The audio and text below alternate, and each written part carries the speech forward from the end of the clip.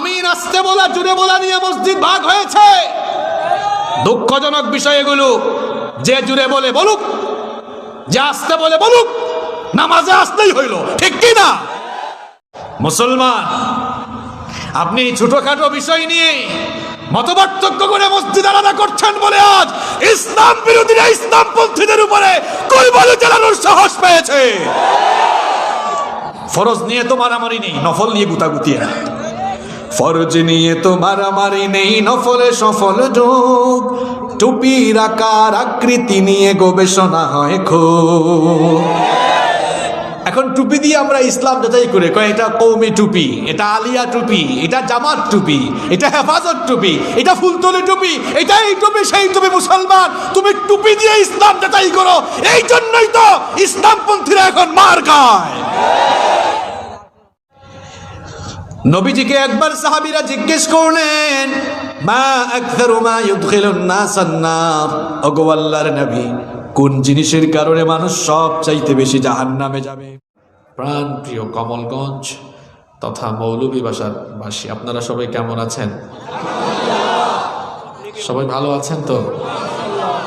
আলহামদুলিল্লাহ, আমিও আল্লাহর রহমতে ভালো আছি। আমাদের সবাইকে সুস্থতার সাথে বাঁচিয়ে রেখে কোরআনের এই বরকতময় মাহফিলে আসার তৌফিক যিনি দিয়েছেন তিনি কে? যিনি আমাদেরকে এই মাহফিলে আসার সৌভাগ্য দান করেছেন, সেই মহান রবের জন্য হৃদয়ের সবটুকু ভালোবাসা, আবেগ, অনুভূতি উজাড় করে দিয়ে খুশি মনে প্রাণবন্ত আওয়াজে আমরা সবাই কালেমাতুশ শুকর আদায় করে পড়ছি আলহামদুলিল্লাহ। কয়েকজন ভাই একদম বুবার মতো এমনি বসে আছে, এরা আলহামদুলিল্লাহ বলল না। আপনি যে সুস্থতার সাথে বেঁচে আছেন, এই ক্রেডিটটা কি আপনার না আল্লাহর? অনেক মানুষকে আপনি যখন বলবেন কেমন আছেন, বা আপনি সিলেটি আঞ্চলিক ভাষায় যদি বলেন ভাই সব বালানি, দেখবেন কিছু মানুষ বলে এরকম আছে না নাই? এইসব কি? আপনাকে যিনি সুস্থতার সাথে বাঁচিয়ে রেখেছেন, উচিত ছিল তার প্রশংসা করা। আপনার জবান দিয়ে আল্লাহ আকবার বের হলো না। আল্লাহ তাআলা আপনাকে যে নেয়ামতের সাগরে ডুবিয়ে রেখেছেন, কিয়ামত পর্যন্ত আপনি যদি সাজদায় পড়ে থাকেন, ওই নেয়ামতের আপনি শুকরিয়া আদায় করতে পারবেন না। আল্লাহ তাআলা কোরআনুল কারীমে বলেছেন, ওয়া ইন তাউদ্দু নি'মাতাল্লাহি লা তুহসুহা। আল্লাহ তাআলা বলছেন, বান্দারে, তোমাকে যে আমি কত নেয়ামত দিয়েছি, এই নেয়ামতগুলো যদি তুমি গণনা শুরু করো, গুনতে গুনতে শেষ করতে পারবা না। সুবহানাল্লাহ। বর্তমান বিজ্ঞান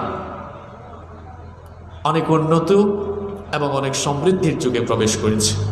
বিজ্ঞানের উৎকর্ষ সাধনের ফলে জমিন থেকে সূর্যের ডিস্টেন্স কত তা আমরা জানতে পেরেছি। বিজ্ঞানের কল্যাণে আমরা সাগর মহাসাগরের আয়তন জানতে পেরেছি।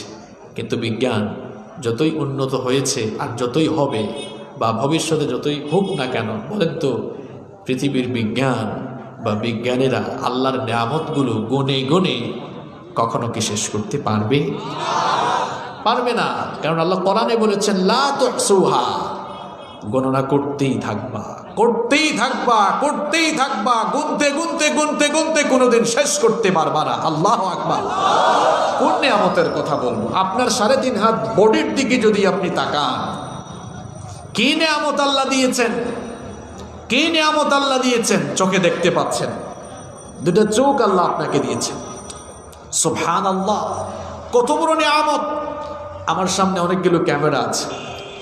মানব চক্ষুর উপরে গবেষণা চালিয়ে ক্যামেরা আবিষ্কার করা হয়েছে। এই ক্যামেরাগুলোর মধ্যে মেগাপিক্সেল আছে। কি বলেন, আছে না? আপনাদের সবার হাতে স্মার্টফোন আছে না? এই স্মার্টফোনগুলোতে ক্যামেরার মধ্যে মেগাপিক্সেল আছে। এবং এখনকার ইয়াং জেনারেশন কয়েকদিন পর পর তারা ফোন চেঞ্জ করে ফেলে। যখনই নতুন কোনো আপডেট ফোন বাজারে চলে আসে, তখন তারা আপডেট ফোনগুলো কিনে এবং কেনার সময় জিজ্ঞেস করে, ভাই ক্যামেরার মেগাপিক্সেল কত? আপডেট ক্যামেরা চায়। বর্তমানে যে ক্যামেরাগুলো আমরা ইউজ করছি, আমরা আমাদের ফোনে বা যে ক্যামেরাগুলো দিয়ে শুটিং হয়, সর্বোচ্চ কত মেগাপিক্সেলের ক্যামেরা আছে আমি জানি না। তবে লাস্ট 2 ইয়ার্স, 2 বছর আগে আমি একটি আর্টিকেলে পড়েছিলাম যে এখনো পর্যন্ত 120 মেগাপিক্সেলের ক্যামেরা আছে যেগুলো দিয়ে শুটিং হয়। আপনি জানলে অবাক হয়ে যাবেন, আমাকে আপনাকে আল্লাহ তাআলা যে চক্ষু দিয়েছেন, এক একটা চোখের ভেতরে আল্লাহ তাআলা 100 আর 200 নয় 576 মেগাপিক্সেল দান করেছেন। সুবহানাল্লাহ। আমি বলেছিলাম কোন নিয়ামতের শুকরিয়া আপনি আদায় করবেন। এই ক্যামেরাগুলো কয়টা কালার শনাক্ত করতে পারে আমার সে ব্যাপারে কোনো আইডিয়া নেই, তবে বর্তমান বিজ্ঞান বলছে মানুষ তার এই চর্মচক্ষু দিয়ে, human eyes can be identify more than 1 million colours. মানুষ তার একটা চক্ষু দিয়ে 1 মিলিয়ন মানে 10 লক্ষ কালার শনাক্ত করতে সক্ষম হয়। আল্লাহু আকবার। আল্লাহ তাআলা কোরআনুল কারীমে যে আমাদেরকে প্রশ্ন করেছেন, আলাম নাজআল লাহু আইনাইন ওয়া লিসানান ওয়া শাফাতাইন। বান্দারে, আমি কি তোমাকে চর্মচক্ষু দেইনি? আমি কি তোমাকে দুটি চক্ষু দেইনি? আমি কি তোমাকে দুটো ঠোঁট দেইনি? প্রশ্ন করছেন কি? এই চোখের নিয়ামতের শুকরিয়া আদায় করে আপনি শেষ করতে পারবেন? কত মানুষ অন্ধ, চোখে দেখে না। যে চোখে দেখে না তার মনোবেদনা তো আপনি বুঝবেন না, কারণ আপনি চোখে দেখেন। চক্ষুটা কত বড় নিয়ামত, কত বড় নিয়ামত এটা। আর আল্লাহ তাআলার ডিজাইনটা কেমন দেখেন, আমাদেরকে পয়দা করার সিস্টেমটা, কানুনটা আপনি দেখেন। আল্লাহ তাআলা বলছেন, আমার সৃষ্টি জগতের মধ্যে সবচাইতে সুন্দর অবয়ব আকৃতি দিয়ে আমি মানুষ বানিয়েছি। সুবহানাল্লাহ। রব্বুল আলামিন কোরআনে কারীমে বলেছেন, লাকাদ খালাকনাল ইনসানা ফি আহসানি তাকওয়িম। অবশ্যই আমি সবচেয়ে সুন্দর স্ট্রাকচার, সবচেয়ে সুন্দর আকৃতি অবয়ব দিয়ে মানুষকেই বানিয়েছি। সুবহানাল্লাহ। কি সুন্দর আমাদেরকে আল্লাহ তাআলা বানালেন। দেখেন, আমাদের চক্ষুটা কপালের নিচে না দিয়ে আল্লাহ তাআলা চাইলে গরুর মতো কপালের 2 দিকে দিতে পারতেন কিনা? দিতে পারতেন। তখন কি হতো? আমার তরুণ এবং যুবক ভাইরা যারা ফুটবল খেলে মাঝে মাঝে, এরা ফুটবল খেললে আর হেড দিতে পারতো না। হেড দিলেই তাদের চক্ষুটা নষ্ট হয়ে যেত। আল্লাহ তাআলা এই জন্য কপালের নিচে দিলেন, যেন আপনি হুচট খেয়ে পড়ে গেলেও আপনার চক্ষুটা হেফাজতে যেন থাকে। চোখের প্রোটেকশনের জন্য আল্লাহ কি করলেন দেখেন, চক্ষুটা কপালের নিচে দিয়ে তার উপরে আরেকটা হাড্ডিও দিলেন প্রোটেকশনের জন্য। আবার এই চক্ষুটাকে প্রোটেক্ট রাখার জন্য, হেফাজতে রাখার জন্য কি চমৎকার করে আল্লাহ তৈরি করলেন। ভাইরাস মোকাবেলার জন্য যেমন অ্যান্টিভাইরাস রয়েছে, ঠিক তেমনি ভাবে আমাদের এই চক্ষুকে ভালো রাখার জন্য, সুরক্ষিত রাখার জন্য আল্লাহ তাআলা চোখের ভেতরেই সব দিয়ে দিয়েছেন। দেখেন, আমরা যে পরিবেশে বসবাস করছি, আমাদের এই এনভায়রনমেন্ট, এই পরিবেশের মধ্যে জীবাণু কম না বেশি? একটু কথা বলেন না কেন, জীবাণু কম না বেশি? আমার মাত বুঝতে কষ্ট হয়নি আপনারা? মাথুন না কেন, সব দেখি মুখ বন করিয়া বইছে। আমরা যে পরিবেশে বসবাস করছি, এই পরিবেশের মধ্যে জীবাণু কম না বেশি? অনেক বেশি। শুধু বেশি নয়, অনেক বেশি। আমরা যখন চোখের পলক ফেলি, যখন তাকাই, এই জীবাণুগুলো আমাদের চোখের ভেতরে ঢুকে যায়। যদি এই জীবাণুগুলো সঙ্গে সঙ্গেই রিফ্রেশের ব্যবস্থা না থাকতো, সেকেন্ড কি 1 ন্যানো সেকেন্ডেই আপনি অন্ধ হয়ে যেতেন। আল্লাহ তাআলা কি চমৎকার করে আমাদেরকে বানালেন। চোখের ভেতরে এক ধরনের তরল পানি দিলেন, যাই ঢুকুক, আমরা যখন চোখের পলক পাপড়ি ফেলে আমরা যখন এরকম এরকম করি, ওই পানিগুলো দিয়ে আল্লাহ তাআলা সবগুলো ভাইরাস, জীবাণুকে অটোমেটিক পরিষ্কার করে ধৌত করে দিয়ে চোখগুলোকে আল্লাহ হেফাজতে রেখে দেন। সুবহানাল্লাহ। আবার চোখের ওপরে যদি এই যে ব্রু আল্লাহ না দিতেন, তুরা সিলেটি মাত হইলাই শিলা মুরগি বুঝেন তো আপনারা, দেখতে লাগলো না শিলা মুরগির লেখা। এর কারণে আল্লাহ তাআলা সৌন্দর্য বর্ধনের জন্য চোখের উপরে কি চমৎকার করে ব্রু দিলেন। কারো কারো ব্রু দেখবেন এত সুন্দর, বাঁকা তরবারির মতো। সুবহানাল্লাহ। আর কিছু বেটিনতে আছেন তো সাজতে সাজতে, খামাইতে খামাইতে মানে ব্রু প্লাগ করা। ইটা এলাকাত না, ইটা অবৈধ কথা আছে নি? আল্লাহর আদেশ যখন আপনি অমান্য করবেন, মনে রাখবেন তখনই আপনি বিপদে পড়বেন। ব্রু প্লাগ করতে পারবেন না, এটা আল্লাহ তাআলা হারাম করেছেন। মনে রাখবেন, হারামে কোনো আরাম নাই। যখনই আপনি হারাম কাজ করবেন, আপনি ইন্টারনেটে ঢুকে গুগলে কিংবা উইকি অথবা গুগলে ঢুকে আপনি সার্চ করে দেখবেন বর্তমান দুনিয়ায় আই ক্যান্সারের সংখ্যা দিন দিন বৃদ্ধি পাচ্ছে। আর চিকিৎসা বিজ্ঞানীরা বলছেন আই ক্যান্সারে দিন দিন আক্রান্তের সংখ্যা তাদেরই বাড়ছে যারা বেশি বেশি ব্রু প্লাক করছে। ওই যে বললাম হারামে কোনো আরাম নাই। তাহলে আমার মা বোনদেরকে আমরা বলবো এই কাজটা আপনারা করবেন না, আপনারা আল্লাহ বুঝার তৌফিক দান করেন। আমি চোখের কথা বলছিলাম, আপনারা কি ভাবছেন হুজুর আলোচনা শুরু করে চোখের কথা কেন বলে? ওয়াজ কিন্তু শুরু হয়ে গেছে, একটু পরে বুঝবেন হুজুর এগুলো কেন বলতেছে। এই চক্ষুটা আপনি আমি অ্যাপ্লিকেশন করে আল্লাহর কাছ থেকে নিয়ে আসিনি, না চাইতেই দিয়ে দিয়েছেন কে?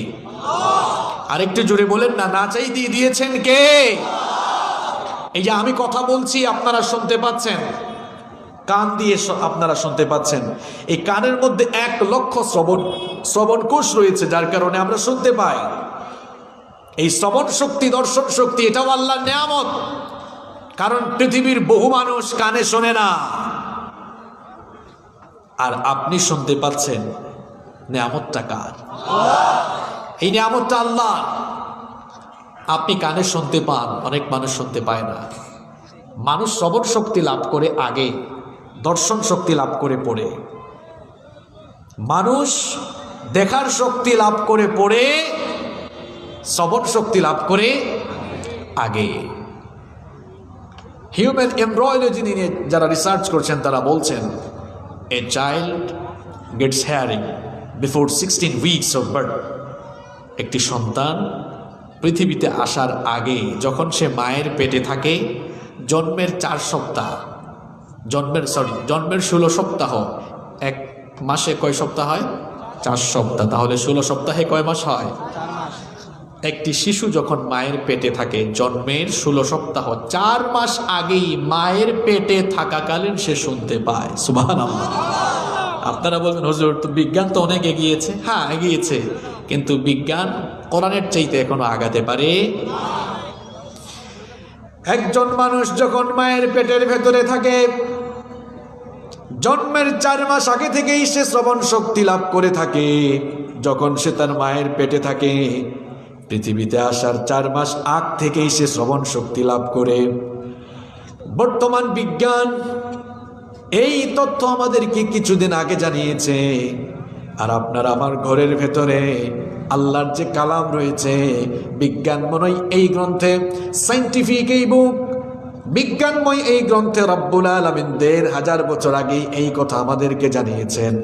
আপনি যদি আল্লাহর কালাম খোলেন তাহলে দেখবেন কোরআনুল কারীমের যত জায়গায় আল্লাহ মানুষের দৃষ্টিশক্তির ব্যাপারে কথা বলেছেন, দৃষ্টিশক্তির বেলায় আল্লাহ বাসার বা আবসার শব্দ ব্যবহার করেছেন। আর যেখানে আল্লাহ তাআলা মানুষের শ্রবণ শক্তির ব্যাপারে কথা বলেছেন, সেখানে সাম শব্দ আল্লাহ ব্যবহার করেছেন। আল্লাহর কালাম খুললে দেখবেন কোরআনের সমস্ত জায়গায় বাসারের আগে সাম শব্দ দেওয়া হয়েছে। যেমন আল্লাহ তাআলা বলছেন ইন্নাস সামাআ ওয়াল বাসারা ওয়াল ফুআদা কুল্লু উলাইকা কানা আনহু মাসউলা। আল্লাহ তাআলা বলছেন ইন্নাস সামাআ ওয়াল বাসারা ওয়াল ফুআদা কুল্লু উলাইকা কানা আনহু মাসউলা। শ্রবণ শক্তি, দর্শন শক্তি, অন্তঃকরণ সবকিছুর ব্যাপারে জিজ্ঞেস করবেন কে? দেখেন এখানে আল্লাহ বাসরের আগে সাম শব্দ দিয়েছেন। অন্য আয়াতে যান ওয়াজআলা লাকুমুস সামআ ওয়াল আবসারা ওয়াল আফইদা। কোরআনের যত জায়গায় যাবেন দেখবেন বাসরের আগে সাম। আধুনিক যুগের সমস্ত মুফাসসিরগণ এই আয়াতগুলোর সায়েন্টিফিক এক্সপ্লেনেশন, বিজ্ঞানসম্মত তাফসীর করেছেন এইভাবে, যেহেতু আল্লাহর কালামের ভেতরে সব জায়গায় বাসরের আগে সাম, দৃষ্টিশক্তির আগে শ্রবণ শক্তির কথা আল্লাহ বলেছেন, তার মানে একজন মানুষ দৃষ্টিশক্তির আগে শ্রবণ শক্তি লাভ করে। আল্লাহু আকবার। তাহলে কোরআন আগে না বিজ্ঞান আগে? কোরআন আগে। বিজ্ঞান পড়ে, বিজ্ঞান কোরআনের কাছে পরিত্যক্ত এবং পুরাতন। বিজ্ঞান, কোরআন না জানা মানুষের কাছে বিজ্ঞান নতুন, কিন্তু কোরআন জানলেওয়ালা মানুষের কাছে বিজ্ঞান পুরাতন। কারণ বিজ্ঞান যত উন্নত, সমৃদ্ধ আর বিকশিত হচ্ছে, ততই বিজ্ঞানের ভিক্ষার ঝুড়ি, ভিক্ষার যে ব্যাগ আছে সেটা বড় করতে হচ্ছে, ভিক্ষার থালাটা বড় করতে হচ্ছে। এর কারণ হলো বিজ্ঞান যখনই যে তথ্য পৃথিবীর সামনে তুলে ধরছে, দেখা যাচ্ছে সেই ইনফরমেশনগুলো আল্লাহ তাআলা আরো ১৫০০ বছর আগে কোরআনুল কারীমে সন্নিবেশিত করে দিয়েছেন। আল্লাহু আকবার। কোরআনুল কারীমে আয়াত আছে কয়টা? কে বলছে ৬৬৬৬? হ্যাঁ, কে বলছে এখানে ৬২০০? এসব ভুল ইনফরমেশন কে শিখিয়েছে আপনাদেরকে? আপনি সূরা ফাতিহা আয়াত কয়টা? ৭টা। এভাবে এক থেকে শেষ সূরা পর্যন্ত প্রত্যেক সূরায় আয়াত কয়টা লেখা আছে না কোরআনে? সব যোগ করে দেখবেন ওই ভাইটাই সঠিক বলেছ, ৬২০০। এই যে ৬০০০-এর বেশি আয়াত রয়েছে। আমি তো কোরআন এবং বিজ্ঞান নিয়ে পড়াশোনা করে, কোরআন এবং বিজ্ঞান নিয়ে পড়াশোনা গবেষণা করা আসা মানুষ। আল্লাহর কালামের ভেতরে প্রায় ১৫০০ আয়াত রয়েছে শুধুমাত্র বিজ্ঞানের ব্যাপারে। সুবহানাল্লাহ। এজন্য বিজ্ঞান নিয়ে পড়াশোনা করে ফুটানি করা যাবে না। যারা এখনো পড়াশোনা করছো, যারা সায়েন্স কিংবা ইঞ্জিনিয়ারিং ডিপার্টমেন্ট নিয়ে পড়াশোনা করো, তোমাদেরকে বলবো বেশি বেশি আল্লাহর কালাম পড়ো, আল্লাহর কোরআন পড়ো। বিবেকের দরজা খুলবে, জ্ঞান ভান্ডার আরো সমৃদ্ধ হবে ইনশাআল্লাহ। আমি চোখের কথা বলছিলাম, এরপরে শ্রবণ শক্তির কথা বলছিলাম। এই নিয়ামতগুলো কার? আরেকটু জুড়ে বলেন না, নিয়ামতগুলো কার? আপনারা ভাবছেন হুজুর চোখ কান এগুলো নিয়ে কথা বলে কেন? 5 মিনিট পরেই বুঝবেন কেন বলতেছি। এই যে আমি কথা বলছি ঠোঁট নাড়িয়ে নাড়িয়ে, কথা বলার শক্তিটাও দিয়েছেন কি? যে কথা বলে না এখনো আল্লাহর নামটা বলতে পারে না, আপনি বড় নিমুখ হারাম মানুষ ভাই। আপনি কথা বলতে পারছেন, তাও যিনি কথা বলার শক্তি দিয়েছেন তার নামটা আপনার জবান থেকে বের হয় না। একটু সবাই জবানটা খুলে আন্তরিকতার সঙ্গে বলেন তো, এই কথা বলার শক্তি দিয়েছেন কে? পুরুষ মানুষের মতো আওয়াজ দিলেন এতক্ষণে। কত মানুষ আছে ঠোঁট নাড়ায়, কথা বের হয় না। আছে না? বোবা, কথা বলতে পারে না। আপনি কথা বলতে পারছেন, তৌফিকটা দিয়েছেন কি? মজার একটা তথ্য আমি আপনাদের সঙ্গে শেয়ার করি। দেখেন, গোটা পৃথিবীর মানুষের কথা বলার যন্ত্রপাতি এক, কিন্তু ভাষা ভিন্ন। আমার কথা বুঝতে আপনাদের কষ্ট হচ্ছে? কথা বলার যন্ত্রপাতি কি? কথা বলার যন্ত্রপাতি হলো ঠোঁট, জিহবা, দাঁত, তালু। যেগুলোর কথা বললাম এগুলোর ব্যবহার ছাড়া মানুষকে কথা বলতে পারে? তাহলে এগুলো হলো কথা বলার যন্ত্রপাতি। বলেন তো, পৃথিবীর সব দেশের মানুষের এই জিনিসগুলা, ঠোঁট, দাঁত, জিহবা, চোয়াল, যেগুলো ব্যবহার করে মানুষ কথা বলে, সবার মধ্যে এগুলো আছে না নাই? সবার কথা বলার যন্ত্রপাতি এক, কিন্তু বলে যখন এক হয় না। বাংলাদেশে বলে কেমন আছেন, সৌদি আরবে বলে কাইফাল হাল, আমেরিকা ইংল্যান্ডে বলে হাউ আর ইউ, অথবা হোয়াটসঅ্যাপ, হোয়াট অ্যাবাউট ইউ, তাই না? আর চীন দেশে গেলে বলবে ওয়াং মাং চাং, তাই না? এত দূরে গিয়ে কি করবেন? আমাদের মাতৃভাষা বাংলা, সবার কথা বলার যন্ত্রপাতি এক, ভাষাও এক, আঞ্চলিকতার কারণে ভিন্ন ভিন্ন কথা এক একজনের ভেতর থেকে বের হয়। আমরা সিলেট আইলে জিগায় ভাইসাব বালানি। আমি কমলগঞ্জে উপজাতি ভাই বোনরা বসবাস করে না, আমি গতবারের আগের বার মাহফিলে এসেছিলাম, ওনাদের একটা মাহফিলে। খুব ভালো মানুষ ওনারা, খুব ভালো মানুষ। তো ওনারা কেমন আছেন কি একটা জানে বলছিলেন, আমি ভুলে গেছি। কান্তাউরি, ইয়েস, মনে পড়ছে আমার, কান্তাউরি। কি চমৎকার ভাষা। আর সিলেটি ভাষায় বলে ভাইসাব বালানি। চট্টগ্রাম গেলে জিজ্ঞেস করবে বাজি কেন আছো, বদ্দা কেন আছো, গমাসনি। নোয়াখালীতে গেলে বলবে ভাই কেন আছো, তাই না? কিছুদিন আগে বগুড়ায় গিয়েছিলাম, আমাকে জিজ্ঞেস করে ক্যাঙ্কা আসো বারে। দেখছেন অবস্থা, ক্যাঙ্কা আসো বারে মানে কেমন আছেন আপনি। এগুলো আপনাদেরকে হাসানোর জন্য বলছিলাম। দেখেন, সবার কথা বলার যন্ত্রপাতি এক না ভিন্ন? কিন্তু ভাষাটা। আল্লাহকে চেনার জন্য এত দূরে যাওয়া লাগে না। ওয়ামিন আয়াতিহি খালকুস সামাওয়াতি ওয়াল আরদ ওয়া ইখতিলাফু আলওয়ানিকুম ওয়া আলসিনাতিকুম আল্লাহ বলছেন আসমান জমিন সৃষ্টি ভাষা আর বর্ণের বৈচিত্র্যতার ভেতরেই যার কুদরত লুকিয়ে আছে তিনি কে? এরপরেও বলো আনসিন ইজ নাথিং, যা দেখা যায় না তা বিশ্বাস করা যায় না। এজন্য আমি বলি যেমন কুকুর তেমন মুগুর দরকার। নাস্তিক যেগুলো এগুলা মানুষের কোনো জাতও না, কথা মোল্লার না, কথা আল্লাহ। আপনি আল্লাহর কোরআন খুললে দেখবেন আল্লাহ কোরআনে নিজেই বলেছেন নাস্তিক গুলা মানুষের জাত না। আল্লাহ বলেছেন উলাইকা কাল আনআম। আল্লাহ বলছেন যারা আমার অস্তিত্বকে স্বীকার করে না এগুলা মানুষের জাত না, এগুলা পশুর জাত। কথা কা? এরপরে আল্লাহ বলেছেন পশুর জাত বললেও কম হয়, এগুলো এমন মানুষের জাত বাল হুম আদল, পশুর চেয়ে জানোয়ারের চেয়ে আরো নিকৃষ্ট। যেমন কুকুর তেমন মুগুর। বাকি আছে তো কথা। যারা বলে যা দেখা যায় না তা বিশ্বাস করা যায় না, এমন কোনো অমানুষের জাত আপনার চোখের সামনে পড়লে ভালো করে ট্যাবলেট লাগাই দেবে। আপনি বলবেন এই তোর বাপ তোরে জন্ম দিয়েছে, এটা তুই দেখছ? হয়েছে প্রশ্নটা হয়েছে এখন মারাত্মক প্রশ্ন। তোর বাপ তোরে জন্ম দিয়েছে, এটা তুই দেখছ না?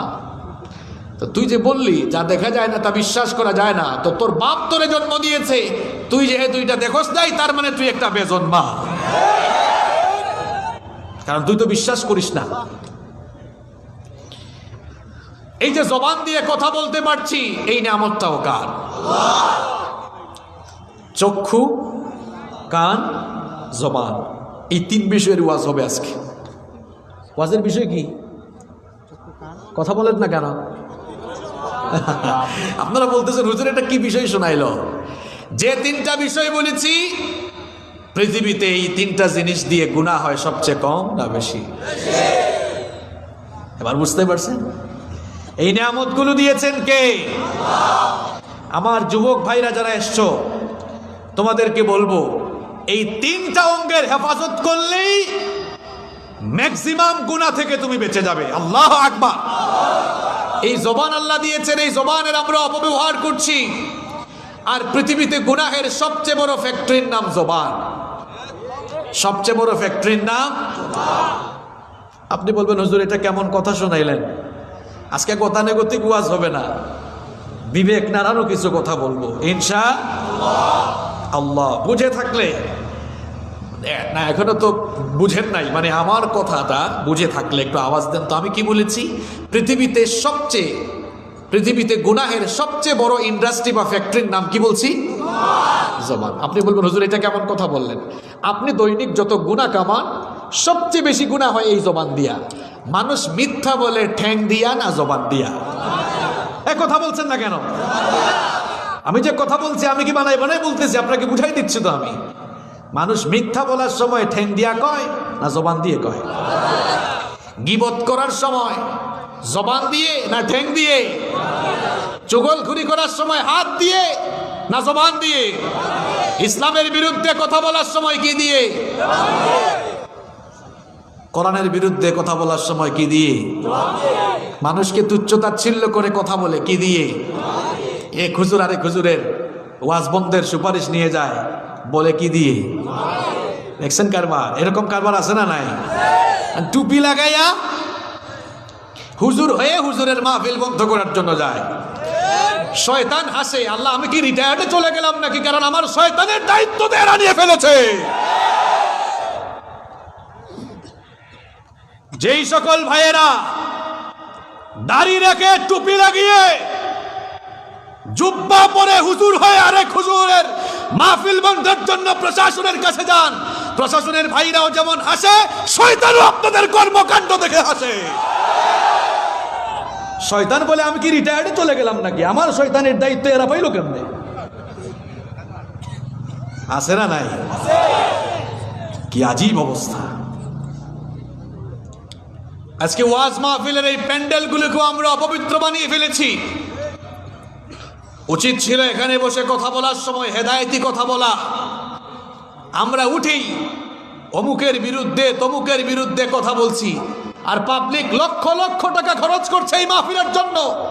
বেনিফিট কি হচ্ছে? কেউ আউলগিরি বাউলগিরি করছে। আউলা বাউলা গান আছে না নাই? কেউ আউল আর বাউলগিরি করছে, কেউ অমুক কাফের তমুক কাফের বলছে। মানুষ লক্ষ লক্ষ টাকা খরচ করে আপনাদেরকে আনে আউলগিরি বাউলগিরি অমুক তমুক কাফের বলার জন্য নয়, বরং মানুষদেরকে আল্লাহর কোরআনের দাওয়াত দেওয়ার জন্য।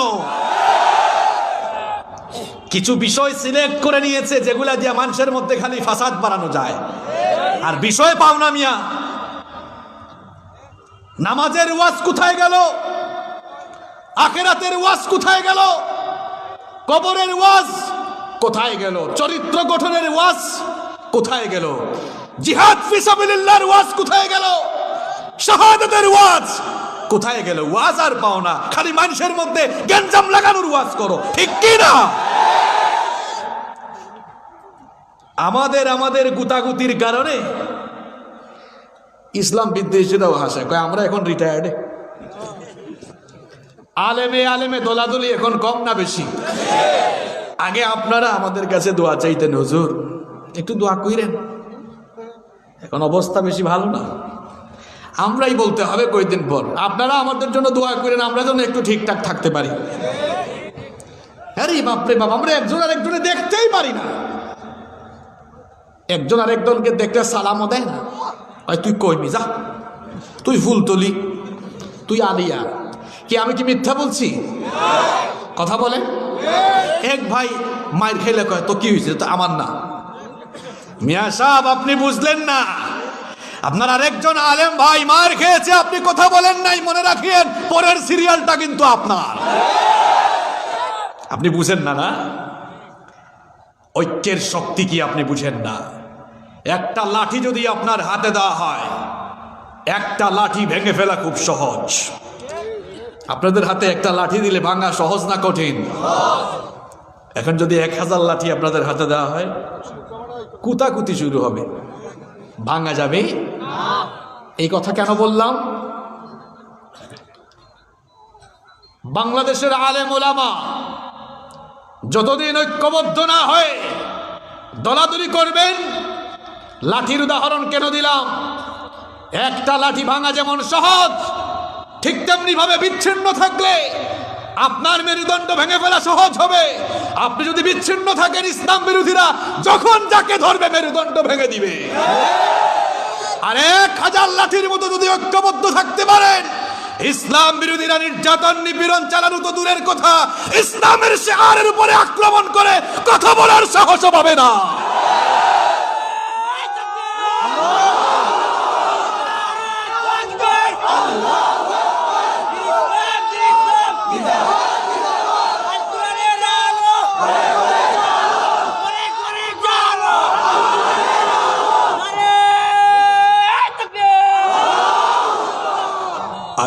আলেমে বিভেদ এখন জালিমে দোস্তি। আলেমে বিভেদ এখন জালিমে দোস্তি। পথের ঠিকানা জানা নেই কারো, কে কোথায় পাবে স্বস্তি, কে কোথায় পাবে স্বস্তি।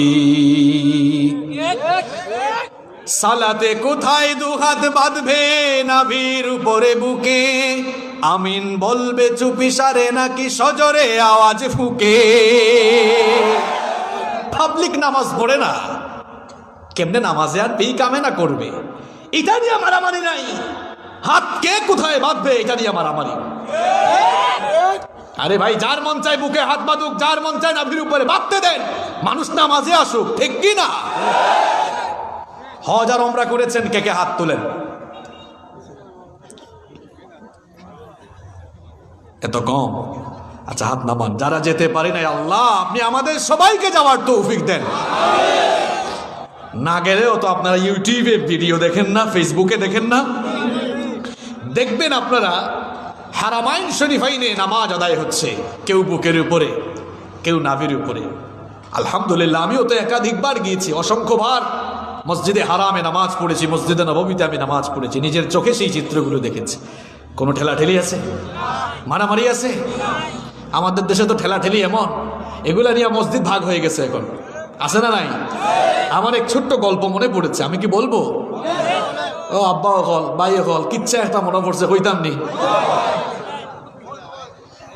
এক ভাই বারোইছে সফর, মাঝে মাঝে সিলেটে কইলে বেচারই জানি আপনারা, বারোইছে 100 ফড়ো নতুন এলাকা বাইরে যার ফরি গেছে আসর রাজান কোন অক্ত রাজান মাতুন না হয় আজান যেহেতু হয়ে গেছে নমাজও হামাই যাইতে নেই নমাজও ঢুকছে এখন বিচারায় সবসময় আত বান্ধে তো নাবির উপরে কপাল খারাপ ই মসজিদের সবে আত বান্ধে বুকুর উপরে সালাম ফিরাইয়া ই মসজিদের মানুষের মানে দরে কই থেকে গেছে দৌড়ানি খাইতে খাইতে খাইতে খাইতে এরা রাত থেকে গিয়ে নিস্তার পাইছে এরপরে আবার আটা আরম্ভ করছে কিছু দূর যাইতে না যাইতে মাগরিবর আজান ফুরি গেছে হয় মাগরিবর আজান যেহেতু ফুরি গেছে তার নামাজ ভরি লাইতে নেই মসজিদও আমাইবার সময় টেনশন বাড়ি গেছে আরে বাপরে বাপ নাবির উপরে হাত বান্ধা আসর রক্ত যেহেতু রানি খাইছি ইগুল আরম্ভ করতাম নাই এখন হাত বাঁধছে বুকুর উপরে কপাল খারাপ ই মসজিদের সবে হাত বান্ধন নাবির উপরে নমাজ শেষে আবার দৌড় দৌড় দৌড় দৌড় দৌড়ানি খাইতে খাইতে নিস্তার ভাইয়া আট আরম্ভ করছে এসার আদান হয়ে গেছে হয়তো নামাজ ফুরিলাই দেবে মসজিদও আমাইবার সময় তো টেনশন আরও বাড়ি গেছে হয় আসর রক্ত নাবির উপরে হাত বান্ধা খাইছি দৌড়ানি মাগরিবের উপরে বুকের উপরে হাত বান্ধা দৌড়ানি খাইছি না জানি এসার রক্ত খোফালো কিতে আছে তার খোফালো যা আছে তা হাত আর বান্ধিলাই জানে খোফালো মানুষের কনিকো কইতে গিয়েছিল এদিকে খোফালোর উপরে হাত কিতা রে ঘটনা কিতা ঘটনা শুনাইল হয় ভাই খোফালো কিতা আছে জানি না রে ভাই এর লাগি খোফালো মারি দিচ্ছি আপনাদেরকে হাসাবার জন্য এগুলো বলেছি আপনি বেশি দূরে না ঢাকা শহরে গিয়ে দেখেন হাত বাঁধা নিয়ে মসজিদ এখন আলাদা হয়ে গিয়েছে আমি নাচতে বলা জুড়ে বলা নিয়ে মসজিদ ভাগ হয়েছে দুঃখজনক বিষয় এগুলো যে জুড়ে বলে বলুক যে আসতে বলে বলুক নামাজে আসতেই হইল ঠিক কি না মসজিদে হারামে নামাজে দাঁড়িয়েছে শেখ আব্দুর রহমান আস-সুদাইস ঈশান নামাজে ইমামতি করছেন আমার পাশে এক পাকিস্তানি ভাই দাঁড়িয়েছে শেখ আব্দুর রহমান আস-সুদাইস সূরাতুল ফাতিহা শেষ করছেন গায়রিল মাগদুবি আলাইহিম ওয়ালাদ-দাল্লিন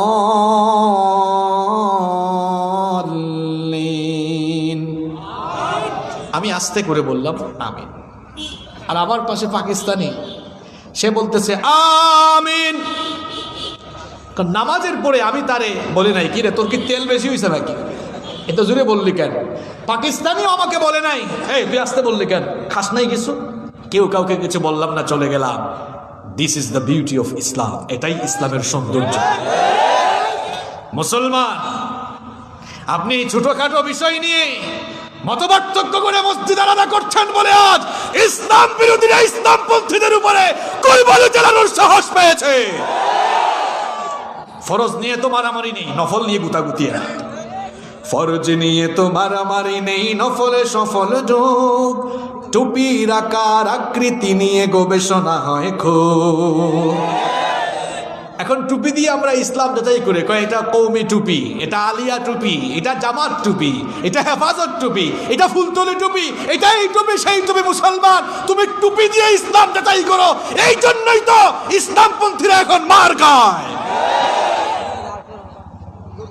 ফরজ নিয়ে তো মারামারি নেই নফলে সফল ডুব টুপির আকার আকৃতি নিয়ে গবেষণা হয় খুব এই সুযোগে আব্রাহা দেখো হাকিয়ে বেড়ায় হস্তি জালিমে জালিমে দোস্তি আলেমে আলেমে বিভেদ এখন জালিমে জালিমে দোস্তি পথের ঠিকানা জানা নেই কারো কে কোথায় পাবে স্বস্তি কে কোথায় পাবে স্বস্তি খেতির নেশায় আলেমের মন ব্যস্ত ভীষণ ব্যস্ত এই সমাজের সব কাজ তাই জালিমের হাতে ন্যস্ত নিজের হিসেব করে না আলেম অন্যের কথা ভাবে বিরোধকারীরা জান্নাতে নাকি জাহান্নামেই যাবে কাফের ফাসেক লক্ষ ফতোয়া পকেটেই আছে জমা আল্লাহর কাছে ছাড় আছে তবু তার কাছে নেই ক্ষমা হেরার চেরাগে চিনতে পারেনি এখনো আপন পর জালিমের হাতে চলে গেছে তাই নিজের সাজানো ঘর হেরার চেরাগে চিনতে পারেনি এখনো আপন পর জালিমের হাতে চলে গেছে তাই নিজের সাজানো ঘর সালতানাতের মিনার হারিয়ে আশ্রয় তার বস্তি জালিমে জালিমে দোস্তি আলেমে আলেমে বিভেদ এখন, জালিমে জালিমে দোস্তি, পথের ঠিকানা জানা নেই কারো, কে কোথায় পাবে স্বস্তি, কে কোথায় পাবে স্বস্তি। কথাগুলো বাস্তব না অবাস্তব? আমরা যদি একটু দিলটা বড় করে দিতে পারতাম, আমরা যদি একটু এক টেবিলে বসে চা খেতে পারতাম, এই দেশের ওলামায়ে কেরাম যদি ভেদাভেদ ভুলে ঐক্যবদ্ধ হতে পারত, মুসলমানরা আলেমদেরকে মাথার তাজ বানিয়ে ফেলতো। আমি জবানের কথা বলছিলাম, এই জবান দিয়ে আমরা একজন আরেকজনকে আঘাত করে কথা বলছি। এই জবান এমন গুরুত্বপূর্ণ বিষয়। নবীজিকে একবার সাহাবীরা জিজ্ঞেস করলেন, মা আকসারু মা ইউদখিলুন নাসান নার, ওগো আল্লাহর নবী, কোন জিনিসের কারণে মানুষ সব চাইতে বেশি জাহান্নামে যাবে? নবীজি তখন বললেন, আমার সাহাবীরা শোনো, দুটো জিনিসের অপব্যবহারের কারণে মানুষ সব চাইতে বেশি জাহান্নামে ঢুকবে। দুটো জিনিসকে যখন মানুষ নিয়ন্ত্রণ করবে না, এই দুটো জিনিসের অপব্যবহার মানুষকে জাহান্নামী বানিয়ে দিবে। আল্লাহর নবী বললেন, এক নাম্বার হচ্ছে আলফাম অর্থাৎ মুখ, আর দুই নাম্বার হচ্ছে ওয়াল ফারাজ লজ্জাস্থান।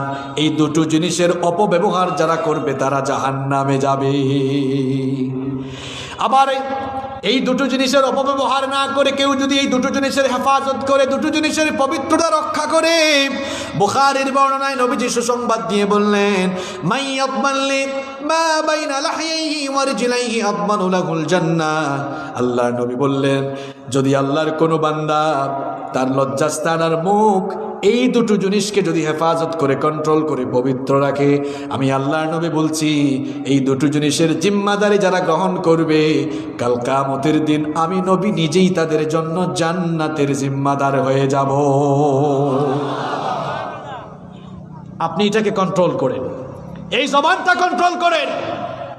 মুআয বিন জাবাল রাদিয়াল্লাহু আনহু নবীজিকে একদিন প্রশ্ন করলেন, ইয়া রাসূলুল্লাহ, পড়েন সাল্লাল্লাহু আলাইহি ওয়াসাল্লাম, নবী গো, কিয়ামতের দিন কি আল্লাহ আমাদের এই জবানের ব্যাপারেও জিজ্ঞেস করবেন? নবীজি বললেন, মুআয, এই জিহ্বাকে কন্ট্রোল করো, কারণ এর অপব্যবহারকারীরা যারা এর অপব্যবহার করবে, আল্লাহ তাআলা কিয়ামতের দিন এগুলোকে উল্টা করে তারপরে জাহান্নামের আগুনে নিক্ষেপ করবেন। নাউযু বিল্লাহি মিন যালিক। জন্য আমার বাবারা, আমার ভাইরা, সবাইকে বলতে চাই, এই জবানকে হেফাজত করেন। বহু আজ তো শুনলেন, এখন তো জবান ঠিক করতে পারলেন না। এই জবানের অপব্যবহার আপনাকে জাহান্নামের আগুনে পুড়ায় ফেলবে। এই জবান দিয়ে মানুষ কেমনে গুনাহ দিন দিন কামায় দেখেন, খুব সংক্ষেপে তুলে ধরছি। এই জবান দিয়ে মানুষ মিথ্যা বলছে।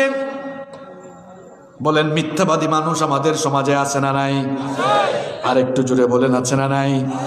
আপনি যখন এই জবান দিয়ে মিথ্যা বলেন, জবানের হক নষ্ট করে ফেলেন। মিথ্যা বলার কুফল হলো দুইটা। বুঝে থাকলে পুরুষ মানুষের মতো জবাব দিয়ে বলেন, মিথ্যা বলার কুফল কয়টা? আরো জোরে বলেন, কয়টা? এক নাম্বার, মানুষ যখন মিথ্যা বলে, জবান অপবিত্র হয়ে যায়, নাপাক হয়ে যায়। আমি যদি বলি, বলেন তো কার মুখে দুর্গন্ধ বেশি? এক মাহফিলে বলেছিলাম, একজন কয়, হুজুর, যে ম্যাজিক দিয়ে দাঁত ব্রাশ করে না তার মুখে দুর্গন্ধ বেশি। আমি কইলাম, আপনি কি ম্যাজিক কোম্পানিতে চাকরি করেন নাকি? নইলে সেন্সোডাইন আর ক্লোজ আপ কি দোষ করলো? আপনি খালি ম্যাজিকের কথা কেন বললেন? আমি যদি বলি কার মুখে দুর্গন্ধ বেশি, হয়তো অনেকে চিন্তা করবে যে দৈনিক দাঁত ব্রাশ করে না তার মুখে দুর্গন্ধ বেশি। নবীজি বলেছেন, যেই লোক মিথ্যা বলে তার মিথ্যা কথার দুর্গন্ধে রহমতের ফেরেশতা তার দৃষ্টি সীমানার বাইরে চলে যায়। মিথ্যা বলার এক নাম্বার কুফল হলো, মিথ্যা বললে জবান অপবিত্র হয়, নাপাক হয়ে যায়, জবানের হক নষ্ট হয়। মিথ্যা বলার দুই নাম্বার কুফল হলো, একজন মানুষ যখন মিথ্যা বলে সে ইমানদার থাকে না, সঙ্গে সঙ্গে সে মুনাফিক হয়ে যায়। জোরে বলেন, কি হয়ে যায়? আপনি বলবেন, হুজুর, একটা দুইটা মিথ্যা বললে কি আর হয়? মুনাফিক হইলে কি হয়? মুনাফিক হইলে কি হয় এবার শোনেন। আমি যদি আপনাদেরকে প্রশ্ন করি, পৃথিবীর কয়েকজন কুখ্যাত কাফেরের নাম আপনারা বলেন। ফেরাউন, তারপরে বলেন নমরুদ। এরা বিখ্যাত না কুখ্যাত? বিখ্যাত না কুখ্যাত? এরা ভালো মানুষ না কাফের? এবার বলেন তো, এই কুখ্যাত কাফের গুলো, নমরুদ, ফেরাউন, আবু জাহাল, উতবা, শাইবা, হামান, সাদ্দাত, কারুন, এগুলো জান্নাতে যাবে না জাহান্নামে যাবে? এগুলোকে জাহান্নামে আমরা বানিয়েছি না আল্লাহ বানিয়েছেন? কাফের মুশরিক যারা এরা যাবে জাহান্নামে। এবার আমি যদি আপনাদেরকে জিজ্ঞেস করি মুনাফিক যাবে কোথায়, বলেন, জবাব দেন, মুনাফিক যাবে কোথায়? না, উত্তর হয় নাই, না এখনো হয় নাই। জাহান্নামের তলদেশে। ইয়েস, এটা বোঝানোর জন্য এই প্রশ্নগুলো করেছি। বুঝেন বুঝেন, ভালো করে বুঝেন। নমরুদ ফেরাউন এরা থাকবে জাহান্নামের উপরের তলায়, আর মুনাফিকগুলো কাফেরের চাইতে এত খারাপ। আল্লাহ বলেছেন ইন্নাল মুনাফিকিনা ফিদ দারকিল আসফালি মিনান নার। কাফের থাকবে জাহান্নামের উপরে, মুনাফিক থাকবে জাহান্নামের তলে। কথা যদি বুঝে থাকেন জবাব দেন তো, তাহলে তুলনামূলকভাবে কাফেরের চাইতে মুনাফিক ভালো না খারাপ? বুঝে বুঝে জবাব দেন, কাফেরের চাইতে মুনাফিক ভালো না খারাপ? এখন প্রশ্ন হলো, কাফের তো সহজে চেনা যায়, কিন্তু মুনাফিক চেনা যায়? মুনাফিকের কপালে মুনাফিক লেখা নাই, পিঠের মধ্যে মুনাফিক লেখা নাই। বিভিন্ন স্কুল কলেজের ইউনিফর্ম আছে, ড্রেস কোড আছে, মুনাফিকের আলাদা কোনো ইউনিফর্মও নাই। এমনকি ধর্মভিত্তিক বিভিন্ন দেশও আছে, ওই দেশগুলোতে দেখা যায় ওই ধর্মের মানুষ বেশি। যেমন কেউ যদি বলে হুজুর হিন্দু দেখবো, আমাদের প্রতিবেশী দেশ ভারতে কোটি কোটি হিন্দু আছে না নাই? কেউ যদি কয় হুজুর বৌদ্ধ দেখবো, মিয়ানমারে কোটি কোটি বৌদ্ধ আছে না নাই? কেউ যদি বলে হুজুর খ্রিস্টান দেখবো, আমি বলবো আমেরিকা ইংল্যান্ডে যান। কেউ যদি বলে হুজুর ইহুদি দেখবো, আমি বলবো ইসরায়েলে যান।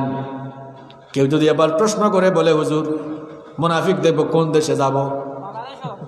উত্তর হয় নাই, নো, এখনো হয় নাই। ইয়েস, মুনাফিক যদি আপনি দেখতে চান, মুসলমানের সমাজে, মুসলমানের দেশ আপনাকে ভিজিট করা লাগবে। সেখানে গিয়ে দেখবেন মুসলমানের বেশ ধরে, মুসলমানের নাম নিয়ে অনেক মানুষ সুযোগ পাইলেই ইসলাম জবাই করে। মুনাফিকের প্রসঙ্গ এখানে কেন টেনে নিয়ে আসলাম? আমি বলেছিলাম মিথ্যা বলার কুফল হলো দুইটা। এক নাম্বার, মিথ্যা বললে মানুষের জবানটা নাপাক হয়ে যায়। দুই নাম্বার, মিথ্যা বললে মানুষ কি হয়ে যায়? আরো যেরকম। এখন মুনাফিক আপনি চিনবেন কেমনে? মুনাফিকের কিছু খাসলত আছে যেগুলোর ব্যাপারে বর্ণনা দিয়েছেন আল্লাহ এবং আমাদের প্রিয় নবী মুহাম্মদ, পড়েন সাল্লাল্লাহু। মুনাফিকের বেশ কিছু খাসলত কোরআন হাদিসে এসেছে। তার মধ্যে মুনাফিকের একটি খাসলত হলো, সূরা মুনাফিকুনের প্রথম আয়াতে আল্লাহ বলেছেন এরা মিথ্যা বলে, ইন্নাল মুনাফিকিনা লাকাদিবুন। মুনাফিকরা মিথ্যাবাদী। আবার নবীজি বললেন ইদা হাদ্দাসা কাযাবা। মুনাফিকের স্বভাব হলো যখন কথা বলে কথায় কথায় মিথ্যা বলে। এই তোমরা তেল হয়ে গেছে নি বেশি, এটা হইল বউ। হ্যাঁ, জাওয়াত নাই আওয়াত, আলহামদুলিল্লাহ। ইয়ার কমিটির আমি আগেও কইছি যে শেষে যে আলোচনা করবা এদের 9টা 2টা লেবালা, আর না ফেসা মরবে কিতা দিয়ে আর খাইবা আপনি, ঠিক নেই? তো বেশি রাত মাহফিল করা ঠিক না। এখন বই গেছি, শেষে তো করা লাগবো। আপনারা কি রাগ করছেন? কষ্ট হচ্ছে আপনাদের? মিথ্যা কি দিয়ে মানুষ বলে? মিথ্যা বলছেন না? আপনি আসেন কমলগঞ্জে, ফোন আসছে, কিরে কই? আমি শায়েস্তাগঞ্জ, আসে না নাই? আবার আমাদের ঘরের মধ্যে ওখানে মিথ্যার প্র্যাকটিস হয়। এক বাবা ঘরে এসছে, আসার পরে দেখলো তার ছেলে খাতার মধ্যে কি জানি লিখে, ডাক দিয়ে কই বাবারে খাতায় কি লিখো দেখি, তোমার হাতের লেখা কেমন? খাতা হাতে নিয়ে দেখে, হায় হায়, হাতের লেখা ইসার ট্যাং বগির ট্যাং। কয় তোমার আব্বুর হাতের লেখা এত সুন্দর, তোমার হাতের লেখা এমন কেন? আব্বু তোমাকে লিখে দেই, তারপর দেখে দেখে তুমি ট্রাই করো। এবার বাবা ছেলের হাত থেকে খাতা নিয়ে খাতায় লিখেছে সত্য মানুষকে মুক্তি দেয়, মিথ্যা মানুষকে ধ্বংস করে। হ্যান্ডরাইটিং গুড, খুব ভালো। তারপরে ছেলেকে খাতা হাতে দিয়ে বলল বাবা টেবিলে গিয়ে বসো, আর আমার হাতের লেখা দেখে দেখে তুমি প্র্যাকটিস করো। ছেলে এবার টেবিলে বসে ঠিকই প্র্যাকটিস করছে। কিছুক্ষণ পর কলিং বেল বেজে উঠলো। এবার বাবা দরজার ফাঁক দিয়ে দেখে, হায় হায়, পাশের বাড়ির আব্দুল সালাম ভাই টাকা পায় 10,000। যদি কয় হাজার। এখন ছেলেকে ডাক দিয়ে বললো আব্বু যাও দরজাটা খুলে তোমার আঙ্কেলকে বলো আব্বু বাসায় নাই। আব্বু কোথায় নাই?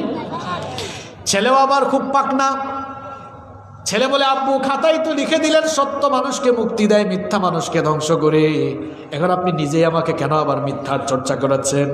বাবা ডাক দিয়ে বলে বাবা রে, বাবা ছেলেকে ডেকে বলল বাবা রে, খাতার লেখা খাতায় থাকুক, এখন তুই আমায় আগে আমার এটা বলে নাজাত দে। কি বললেন এরকম আছে না নাই? মিথ্যাবাদী হয়ে গিয়েছেন, নিজে নিজের সন্তানকেও মিথ্যাবাদী বানাচ্ছেন। মিথ্যা বলে আপনি আপনার জবানের হক নষ্ট করে ফেলছেন। মিথ্যা বলে আপনি নিজেকে মুনাফিকের কাতারে সামিল করিয়ে দিচ্ছেন। এই যে করোনা ভাইরাস 2 বছর ধরে চলে, এই করোনা ভাইরাসের চাইতে মারাত্মক ভাইরাস হলো এই মুনাফিকি ভাইরাস। আপনি বলবেন হুজুর এটা কেমন কথা বললেন? করোনা ভাইরাস নিয়ে কেউ যদি দুনিয়া থেকে চলে যায় সে জাহান্নামে যাবে, এমন কথা দুনিয়ার কেউ বলতে পারবে? কিন্তু মুনাফিকের ভাইরাস দুনিয়ার সবচাইতে মারাত্মক ভাইরাস। এই ভাইরাসে এই রোগে আক্রান্ত হয়ে মরবে যারা, জাহান্নামের আগুনে পুড়বে তারা। এই জন্য আল্লাহ কোরআনে সাফ জানিয়ে দিয়েছেন, বাশশিরিল মুনাফিকিনা বিআন্না লাহুম আযাবান আলীমা। নবী গো মুনাফিকগুলোকে জাহান্নামের আযাবের সুসংবাদ দেন। তাহলে জবানের হক 1 নাম্বার নষ্ট হয় কি বললে? আলো জোরে বলেন কি বললে? মিথ্যা আজকে থেকে আমরা বলবো। কারা কারা আজকে থেকে আরো বেশি মিথ্যা বলবেন? হাত তুলেন। মাশাআল্লাহ, মনোযোগ আছে। সত্য কথা বলতে পারবেন তো ইনশাআল্লাহ? সত্য বলবেন, আল্লাহ আমাদেরকে সত্যবাদী হিসাবে কবুল করেন, আমিন। আমার যুবক ভাইরা খবরদার মিথ্যা বলো না। এই জবান দিয়ে অশ্লীল গান গাইও না। এই জবান আল্লাহ দিয়েছেন গান গাওয়ার জন্য নয়, এই জবান আল্লাহ দিয়েছেন কোরআনের তেলাওয়াত করার জন্য। গান যদি গাইতেই মন চায়, আল্লাহর নামে গান গাও, রসুলের নামে গান গাও, কোনো অসুবিধা। তোমার নামে যদি গান গাওয়া হয়, গান সুন্দর হয়। তোমার নামে যদি গান গাওয়া হয়, গান সুন্দর হয়। কার নামে? কার নামে? তোমার সৃষ্টি পানে যদি চাওয়া হয়, চোখ সুন্দর হয়। তোমার নামে যদি গান গাওয়া হয়, গান সুন্দর হয়। ঠিক কি না? আমার যুবক ভাইদেরকে বলবো, খবরদার এই জবান দিয়ে নাপাক গান যেন বের না হয়। আল্লাহর কালামের তেলাওয়াত করো। এই জবান দিয়ে গান গাইতে মন চাইলে আল্লাহর নামে গাও, রসুলের নামে গাও, তাহলে জবানটা হেফাজতে থাকবে। আর জবানের জিম্মাদার হবে যারা, কিয়ামতের দিন তাদের জন্য নবী করিম সাল্লাল্লাহু আলাইহি ওয়াসাল্লাম জান্নাতের জিম্মাদার হবেন। সুবহানাল্লাহ। 2 নাম্বার, মানুষ দেখেন তার জবানের হক নষ্ট করছে। এই জবান দিয়ে মানুষকে গালিগালাজ করে, আসে না নাই? নবীজি বলেছেন যারা মানুষকে অশ্লীল ভাষায় গালিগালাজ করে, এই লোকগুলো আস্তে আস্তে করে ফাসেক হয়ে যায়। গালিগালাজ করে একজন মুমিনের স্বভাব হতে পারে না। আমাদের মধ্যে কিছু ভাইয়েরা আছেন সারাদিন এই মুখ দিয়ে মানুষকে গালিগালাজ করে আবার গর্ব করে বলে অমুক রে আজ একদম পিষা ফেলছি, দিছি রে ভাই গালি। বলেন তো উপরের দিকে থুতু ফেললে মানুষের উপর পড়ে না নিজের উপর পড়ে? আরেকটু জোরে কন। উপরের দিকে থুতু ছুড়লে যেমন সেটা নিজের উপরে পড়ে। নবীজি বলেছেন কেউ যখন কাউকে গালি দেয় সে মনে করে গালিটা মনে হয় তাকে দিয়েছে, বেকুব জানে না যখন সে গালি দেয় গালিটা তার উপরেই বর্তায়। তাহলে গালি দেওয়া ভালো না খারাপ? গালি দিলে কিসের হক নষ্ট হয়? আরো জোরে বলেন। এই জন্য খবরদার গালিগালাজ করবেন না, জবানটাকে হেফাজত করেন। 3 নম্বরে, এই জবান দিয়ে মানুষের গীবত করে, আসে না নাই? গীবত করেন তো অভাব নাই। দেখা যায় বিশেষ করে চায়ের টঙের দোকানগুলো গীবতের সবচেয়ে বড় আড্ডাখানা। এই জন্য আমি বলি আমাদের বাংলাদেশের পার্লামেন্ট হলো 2টা। একটা হলো সেই ন্যাশনাল পার্লামেন্ট ঢাকায়, আরেকটা হলো আমাদের এলাকার চায়ের দোকান। ওখানে চায়ের দোকানদার স্পিকারের ভূমিকায়, আর চা খাইতে যারা আছে এরা সাংসদের ভূমিকায়। চা খায় আর মানুষের নামে গীবত করে, আসে না নাই? খবরদার আমার ভাইয়েরা, গীবত করবেন না। আল্লাহ কোরআনে বলেছেন ওয়ালা ইয়াগতাব বা'দুকুম বা'দা। কারো গীবত করো না। আল্লাহ বলেছেন তোমাদের কেউ কি তার মরা ভাইয়ের গোশত খাওয়া পছন্দ করে নাকি? অর্থাৎ যেই ব্যক্তি গীবত করে সে যেন তার মরা ভাইয়ের গোশত খায়। এই জন্য গীবত করা যাবে, এই জবানটাকে হেফাজতে রাখতে হবে। নাম্বার 4 নম্বর হলো এই জবান দিয়ে মানুষ দ্বিমুখী কথা বলে। দ্বিমুখী কথা বলে, এক এক সময় এক এক কথা বলে। বিশেষ করে এটাও হলো মুনাফিকের আলামত, সে বলে একটা করে আরেকটা, অথবা দুমুখী সাপের মতো হয়, যেদিকে বৃষ্টি ওইদিকে তার ছাতা ধরে, এরকম আছে না নাই? এক এক সময় এক এক কথা বলে।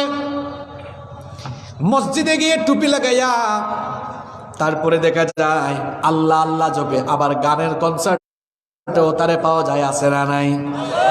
আমার একটা জিনিস বুঝে আসে না, এই দেশে ওয়াজের মাহফিলে মানুষ বেশি, তফসির মাহফিলে মানুষ বেশি, আবার গানের কনসার্টেও দেখি মানুষ বেশি।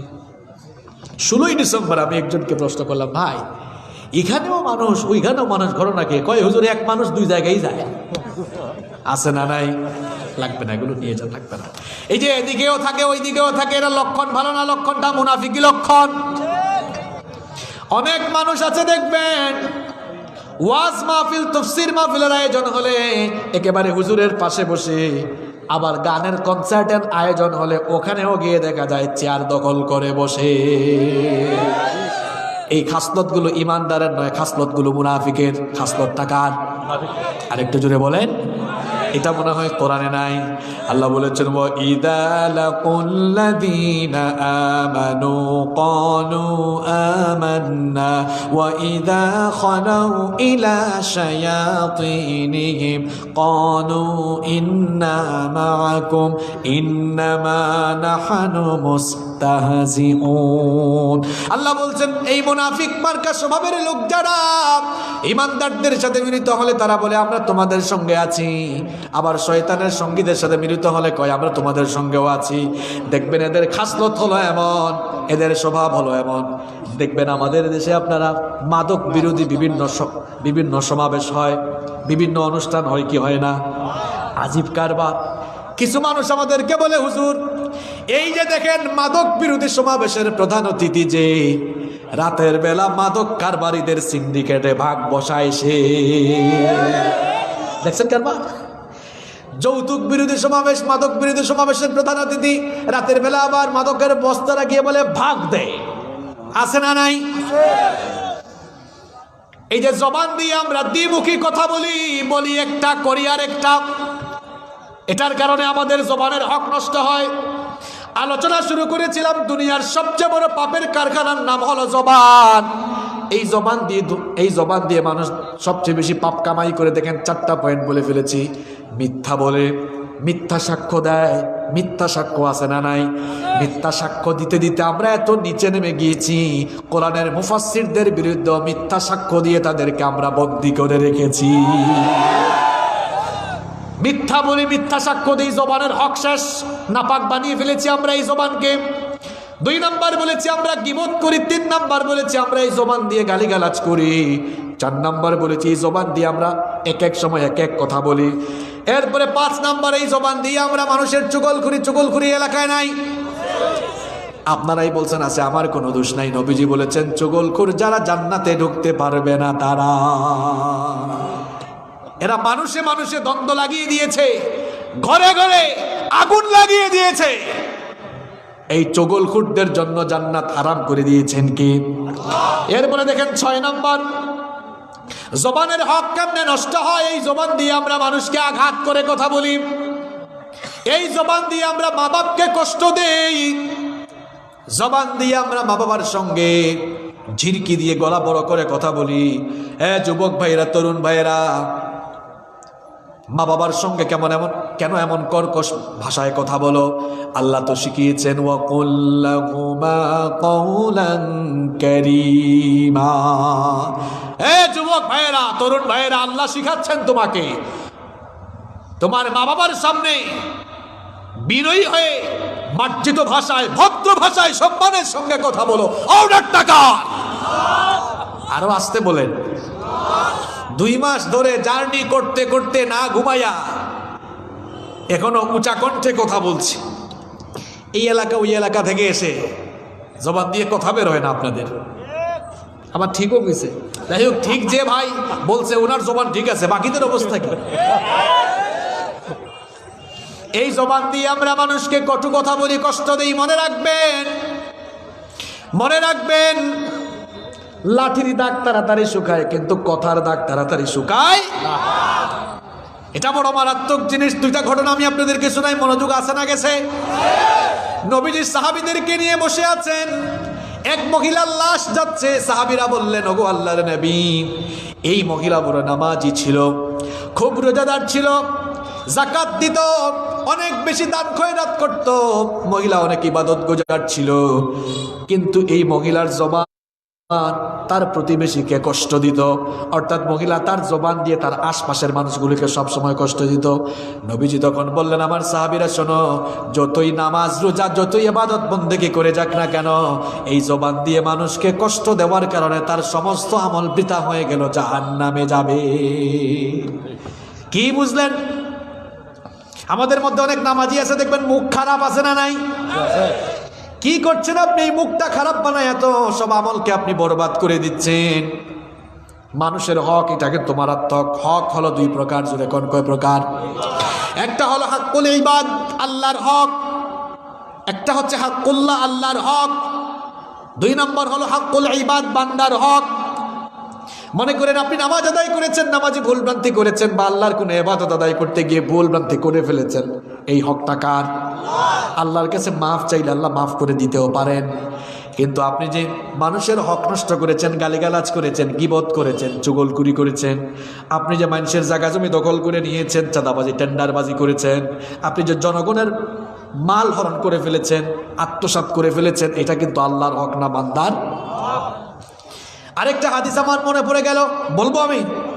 নবীজি একদিন সাহাবীদেরকে বললেন, আতাদরুনা মাল মুফলিস, আমার সাহাবীরা তোমরা কি জানো নাকি মুফলিস কে? মুফলিস আরবি শব্দ মানে হচ্ছে অসহায়। নবীজি বললেন, সাহাবীরা বলো তো সবচাইতে অসহায় কে? এই প্রশ্ন আপনাদেরকে করলে আপনারা কি বলবেন? হুজুর, যার টাকা নাই, পয়সা নাই, অর্থ নাই, বিত্ত নাই, সম্পদ নাই, ঘর নাই, বাড়ি নাই, সে অসহায়। সাহাবীরাও বললেন, ইন্নাল মুফলিসা ফিনা লা দিরহাম লাহু ওয়ালা মাতা, আমাদের মধ্যে যার টাকা পয়সা নাই, অর্থবিত্ত দিরহাম নাই, সেই হলো সবচেয়ে অসহায়। নবীজি বললেন, উত্তর ভুল।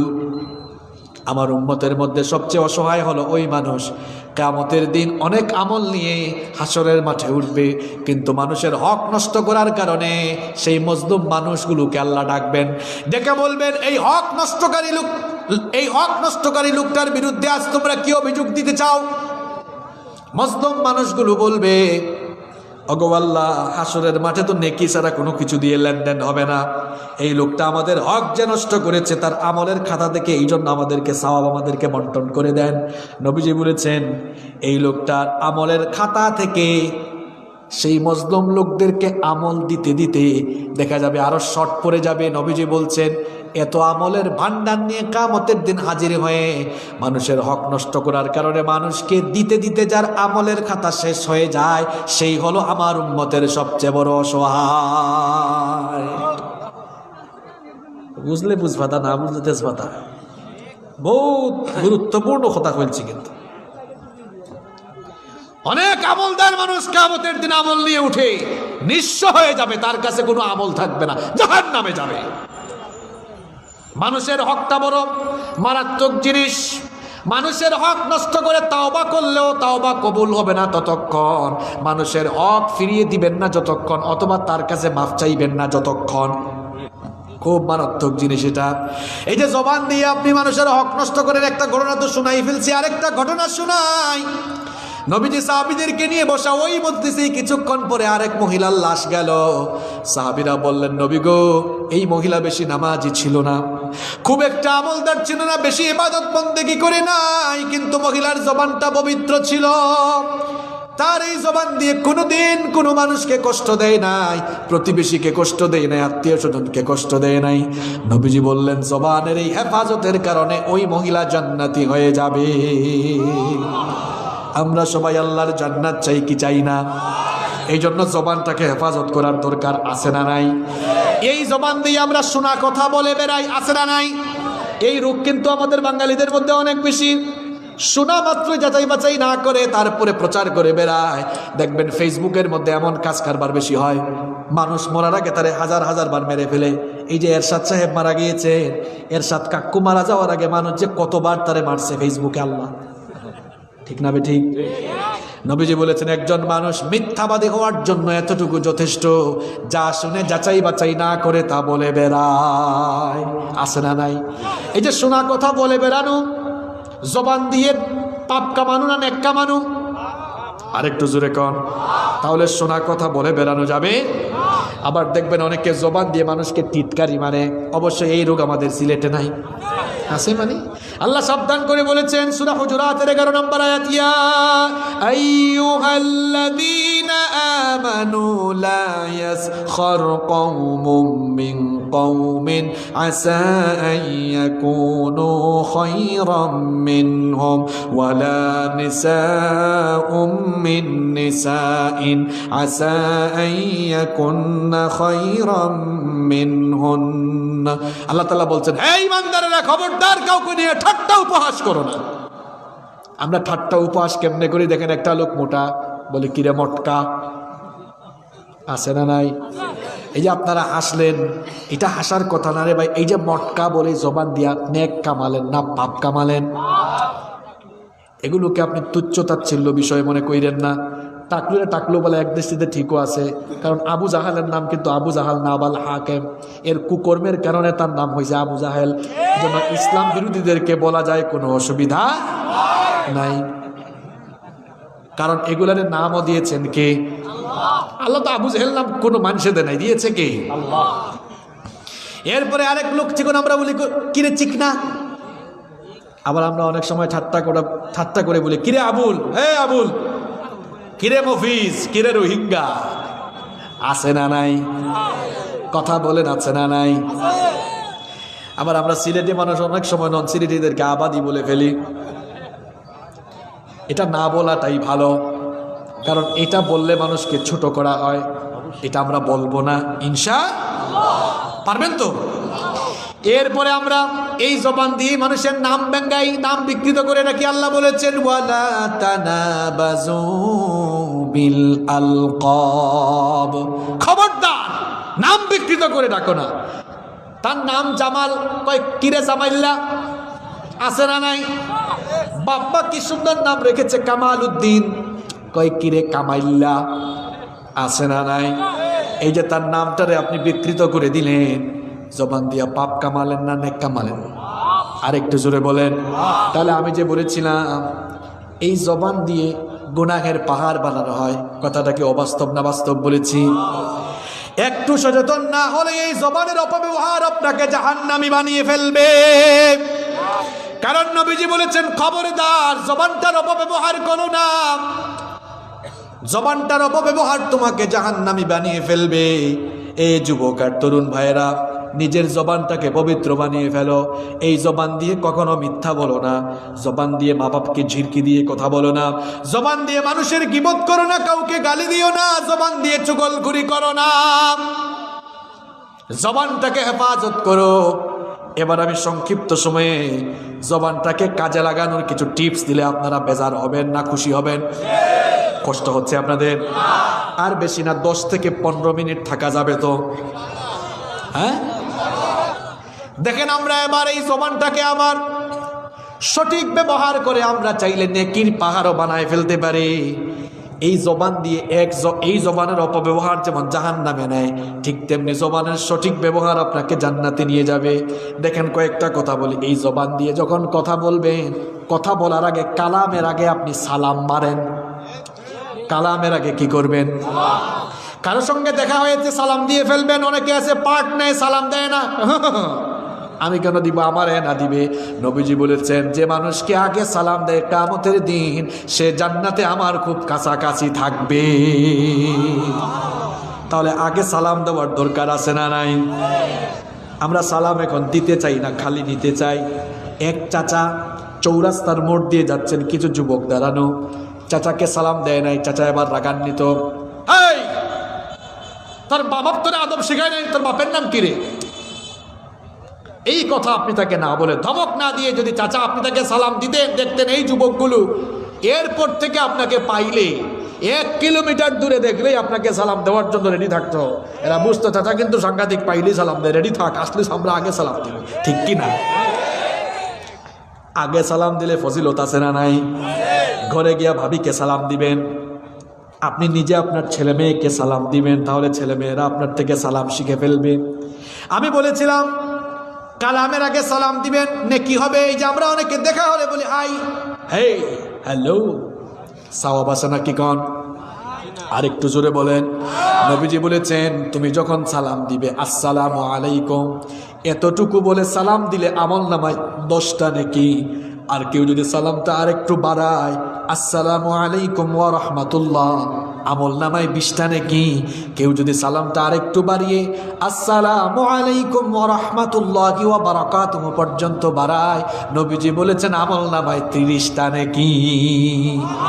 তবে ফাইজলামি সালামও আমাদের দেশে আছে, আসসালামু আলাইকুম ওয়া রাহমাতুল্লাহি ওয়া বারাকাতুহু ওয়া মাগফিরাতুহু ওয়া জান্নাতুহু, ইতা নাই হাদিসও। সর্বোচ্চ আছে আসসালামু আলাইকুম ওয়া রাহমাতুল্লাহি ওয়া বারাকাতুহু। এতটুকু দিলে আমল নামায় কই নাকি। যুবক ভাইরা দেখছো সওয়াব কামানোর কি টিপস দিয়ে যাচ্ছে তোমাদেরকে। তা একদিন যদি তুমি 100 জন মানুষকে সালাম দাও, এক সালামে যদি 30 নাকি হয়, 100 গুণ 30 কত হয়? অঙ্ক না ফেললে বিসিএস ক্যাডার হইবা কিনা 900, এটা হিসাব খেয়েছে। 100 গুণ 30 3000 হয়। তাহলে বলেন প্রত্যেক দিন 100 মানুষকে সালাম দেওয়া কঠিন না সহজ? এই এলাকায় আগামীকাল থেকে সালামের বৃষ্টি ঝরবে। কাজে আছেন আপনারা? দেখেন জবানকে কেমনে আমরা কাজে লাগাবো, পরিবেশটা আমরা সালাম দিয়ে সুন্দর করব। কারণ সালাম মানে শান্তি, সালাম মানে।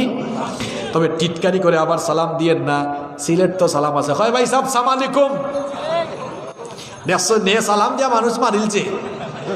সালাম অর্থ শান্তি, আর সাম আরবি সাম অর্থ কিতা মৃত্যু। কারণ সালাম আলাইকুম মানে তুমি মরি যাও। এই যে আপনারা সালাম দেন, সালাম আলাইকুম মানে তুই মর। আর আসসালামু আলাইকুম অর্থ তোমার উপর শান্তি বর্ষিত হোক, সুবহানাল্লাহ।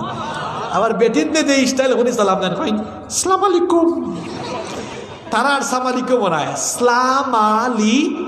হায় হায় হায় হায় হায় হায়, আমি কি ভুল বলেছি? তাহলে সবাই শুদ্ধ করে সালাম শিখেন। সবাই আমাকে একটা বিশুদ্ধ সালাম দেন।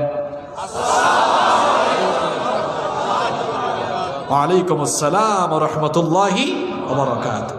আমি এবার বিশুদ্ধ সালাম দিই, আপনারা জবাব দিয়েন আসসালামু আলাইকুম ওয়া রাহমাতুল্লাহি ওয়া বারাকাতুহু। কতজাত সালাম যে বাড়াইছে, আসসালামু আলাইকুম, আসসালামু আলাইকুম, সালাম আলাইকুম, সামা আলাইকুম, আসসালাম আলাইকুম, এটা সব হইছে সালামের নামে ফাইজলামি। সালাম হইল আসসালামু আলাইকুম ওয়া রাহমাতুল্লাহি। আমি বলছিলাম জবানটাকে কেমনে কাজে লাগাবেন? কালামের আগে, আরো জোরে বলেন, কালামের আগে। 2 নাম্বার কথা যখন বলবেন ভেবে চিন্তে কথা বলবেন, লাগামহীন কথা বলবেন না, অসংলগ্ন কথা বলবেন না, অসংযত কথা বলবেন না। কারণ যা বলছেন সব রেকর্ড করে রাখার ব্যবস্থা করেছেন কে? আল্লাহ তাআলা বলেছেন মা ইয়ালফিযু মিন কাওলিন ইল্লা লাদাইহি রাকীবুন আতীদ। তুমি এমন কিছু বলো না যা রেকর্ড করা হয় না, সব রেকর্ড রাখার ব্যবস্থা করেছেন কে? চিন্তা করে কথা বলিয়েন, কথা বলার পরে চিন্তা করিয়েন না। জবানটাকে হেফাজতে রাখেন। 3 নাম্বার হলো কথা বলার সময় সুন্দর ভাষায় কথা বলেন, কর্কশ ভাষায় কথা না বলে সুন্দর ভাষায় কথা বলেন। অনেক মানুষ আছে সারাটা দিন তার পেশার মতো মুখটা থাকে এমনে, আছে না নাই? একটু হাসিও দেয় না। নবীজি বলেছেন হাসি মুখে কথা বলাটাও সদকা, সুবহানাল্লাহ। আর আল্লাহ বলেছেন ওয়াকুলু লিন্নাসি হুসনা, মানুষের সঙ্গে সুন্দর ভাষায় কথা বলো। যখন কাউকে দাওয়াত দিবা কাউলাল লাইয়িনা, নরম ভাষায় দাওয়াত দাও।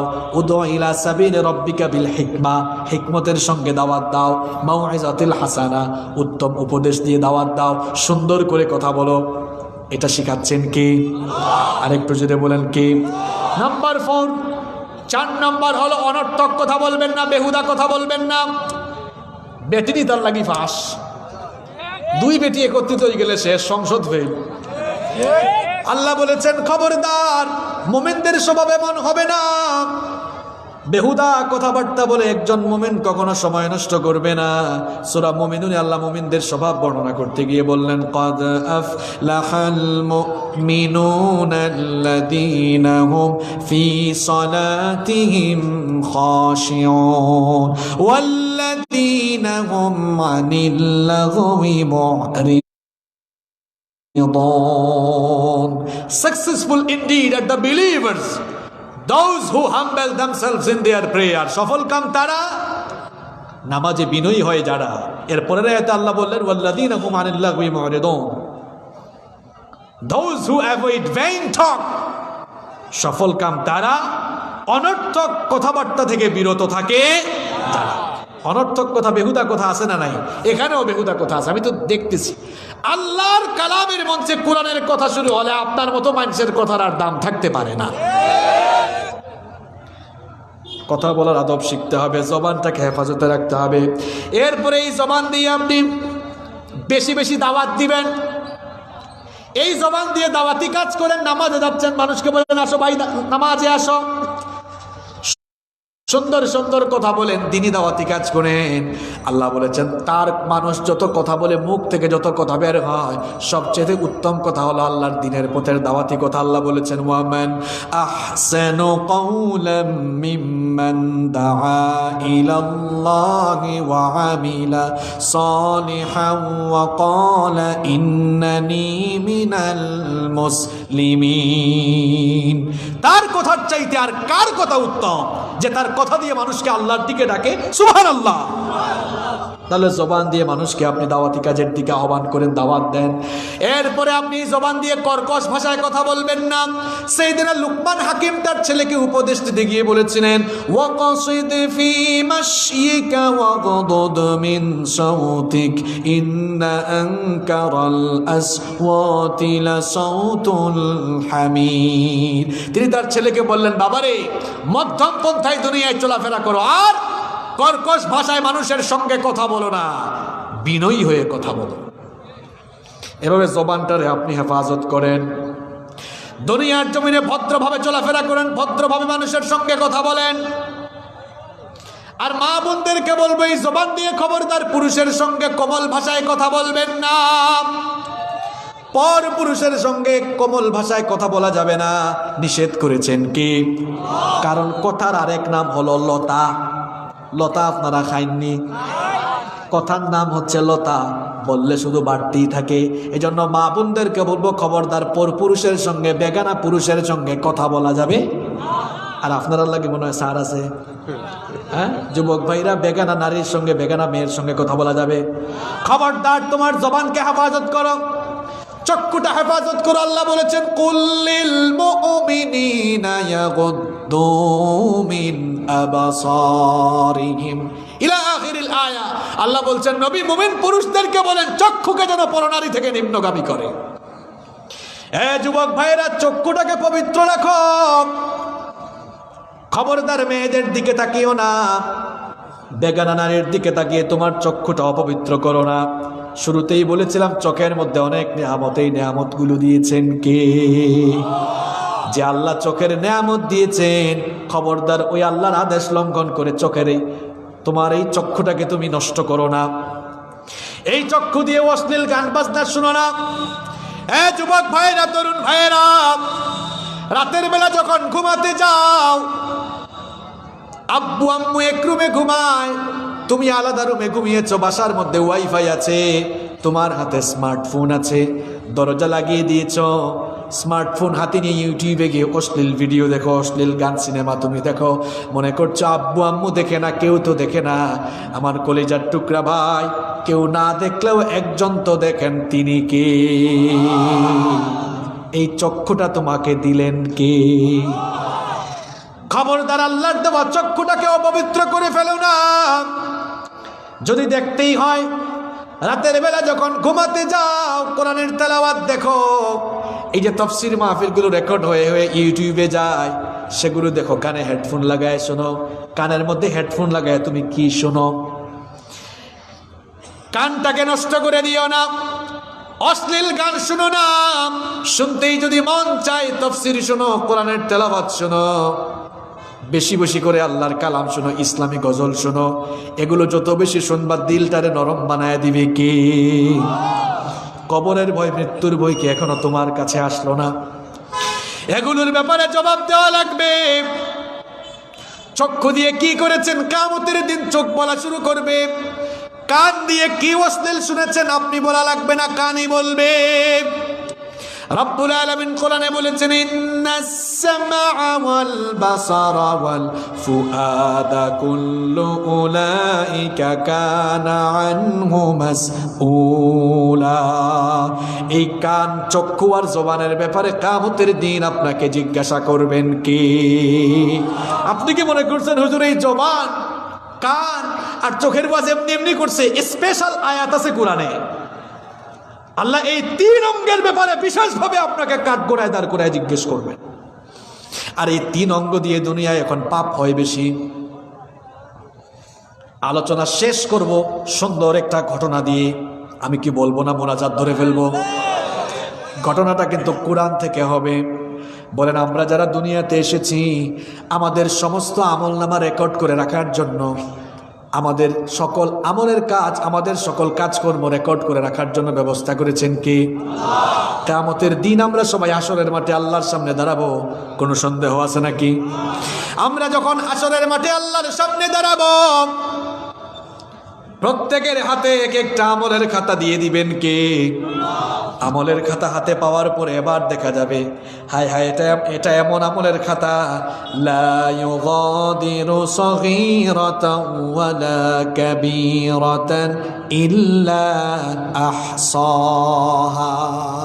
ছোট বড় কোনো কিছু এখানে বাদ নাই। যুবক ভাইরা মনোযোগী হও, শেষ ঘটনা ভালো করে শোনেন।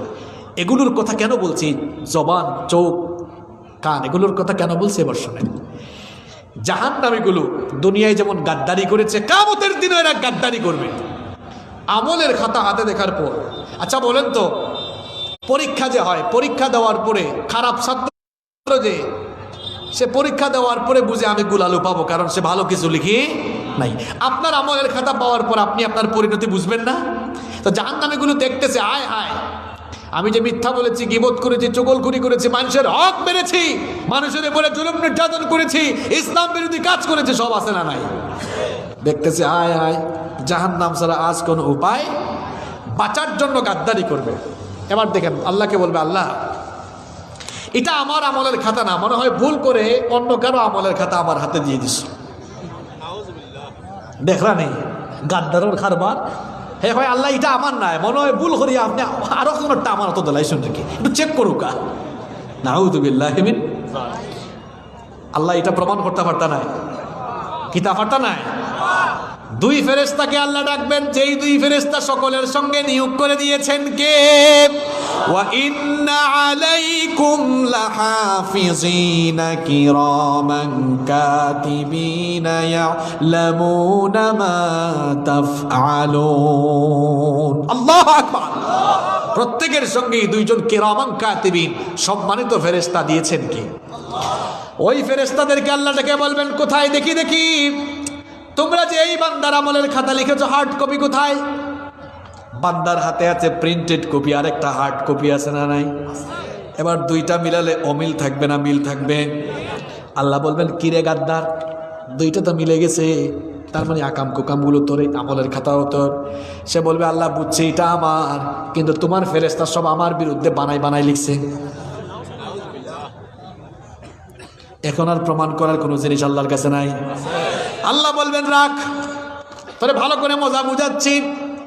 এই দুনিয়াকে আমাকে আপনাকে আল্লাহ এমনি এমনি ছাড়েন নাই, সব কিন্তু রেকর্ড হচ্ছে। আল্লাহ বলছেন, ওয়া কুল্লা ইনসানিন আলজামনাহু তাইরাহু ফি উনুকিহি ওয়া নুখরিজু লাহু ইয়াওমাল কিয়ামাতি কিতাবান ইয়ালকাহু মানশুরা।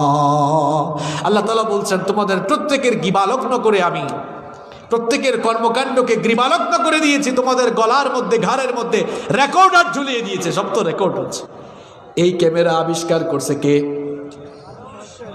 মানুষ করেছে। এখন এই ক্যামেরা দিয়ে দেখেন আমার কথা, বডি ল্যাঙ্গুয়েজ, অডিও ভিডিও সব ধারণ করা যাচ্ছে। এখন ক্যামেরা বানিয়েছে মানুষ বানাইলো, মানুষ যে ব্রেন দিয়ে ক্যামেরা বানাইলো, মানুষের মাথার মধ্যে এই ব্রেনটা দিলেন কে? আল্লাহর দেওয়া ব্রেন দিয়ে মানুষ ক্যামেরা বানায় যদি অডিও ভিডিও ধারণ করে রাখতে পারে, যে আল্লাহ এই ব্রেন দিয়েছেন, ওই আল্লাহ বুঝি আমার আপনার সারা জীবনের কুকর্ম, সারা জীবনের সমস্ত আমল অডিও ভিডিও করে রাখতে পারে না? আর একটু জোরে বলেন না, পারেন কি পারেন না? আল্লাহ বলবেন বাজা বাজা বাজা, অডিও ভিডিও বাজায়, অডিও ভিডিও বাজা। বাজানোর পরে বলবে আল্লাহ রেকর্ডিং এ ভুল হয়েছে। দেখছো নি খাবার, এই যে রেকর্ড করা ইউটিউবার বাই হলে তারা রেকর্ডের বাদে আমি যদি হই না এরা রেকর্ড ভুল, এটা মানবানি আপনারা? এই গাদ্দারগুলো বলবে আল্লাহ রেকর্ডিং ভুল ছিল, এই যে জবান কান চোখ এগুলোর ওয়াজ কেন করলাম? আল্লাহ বলবেন এই গাদ্দার বহু কথা বলেছে, আল ইয়াউমা নাখতিমু আলা আফওয়াহিহিম ওয়া তুকাল্লিমুনা আইদিহিম ওয়া তাশহাদু আরজুলুহুম বিমা কানু ইয়াকসিবুন। আল্লাহ বলবেন তোর জবান আমি বন্ধ করে দিলাম, তোর হাত পা শরীরের যত অঙ্গ প্রত্যঙ্গ সব এখন কথা বলা শুরু করবে কোন জিনিস দিয়া কি করেছি। আল্লাহু আকবার। কি বাঁচতে পারবেন আপনি? অন্য আয়াতে আল্লাহ বলেছেন চামড়ার জবানটাও কিয়ামতের দিন খুলে দিবেন কে? আমার বাবারা, আমার যুবক ভাইয়েরা শুনেন, ওয়াশরুমে ঢুকলে গোসলের সময় দামি দামি সাবান লাগান, শীতের দিনে দামি দামি ব্র্যান্ডের লোশন লাগান, যেই চামড়ার এত যত্ন নিলেন ওই চামড়ার জবানটা কিয়ামতের দিন খুলে দিবেন কে?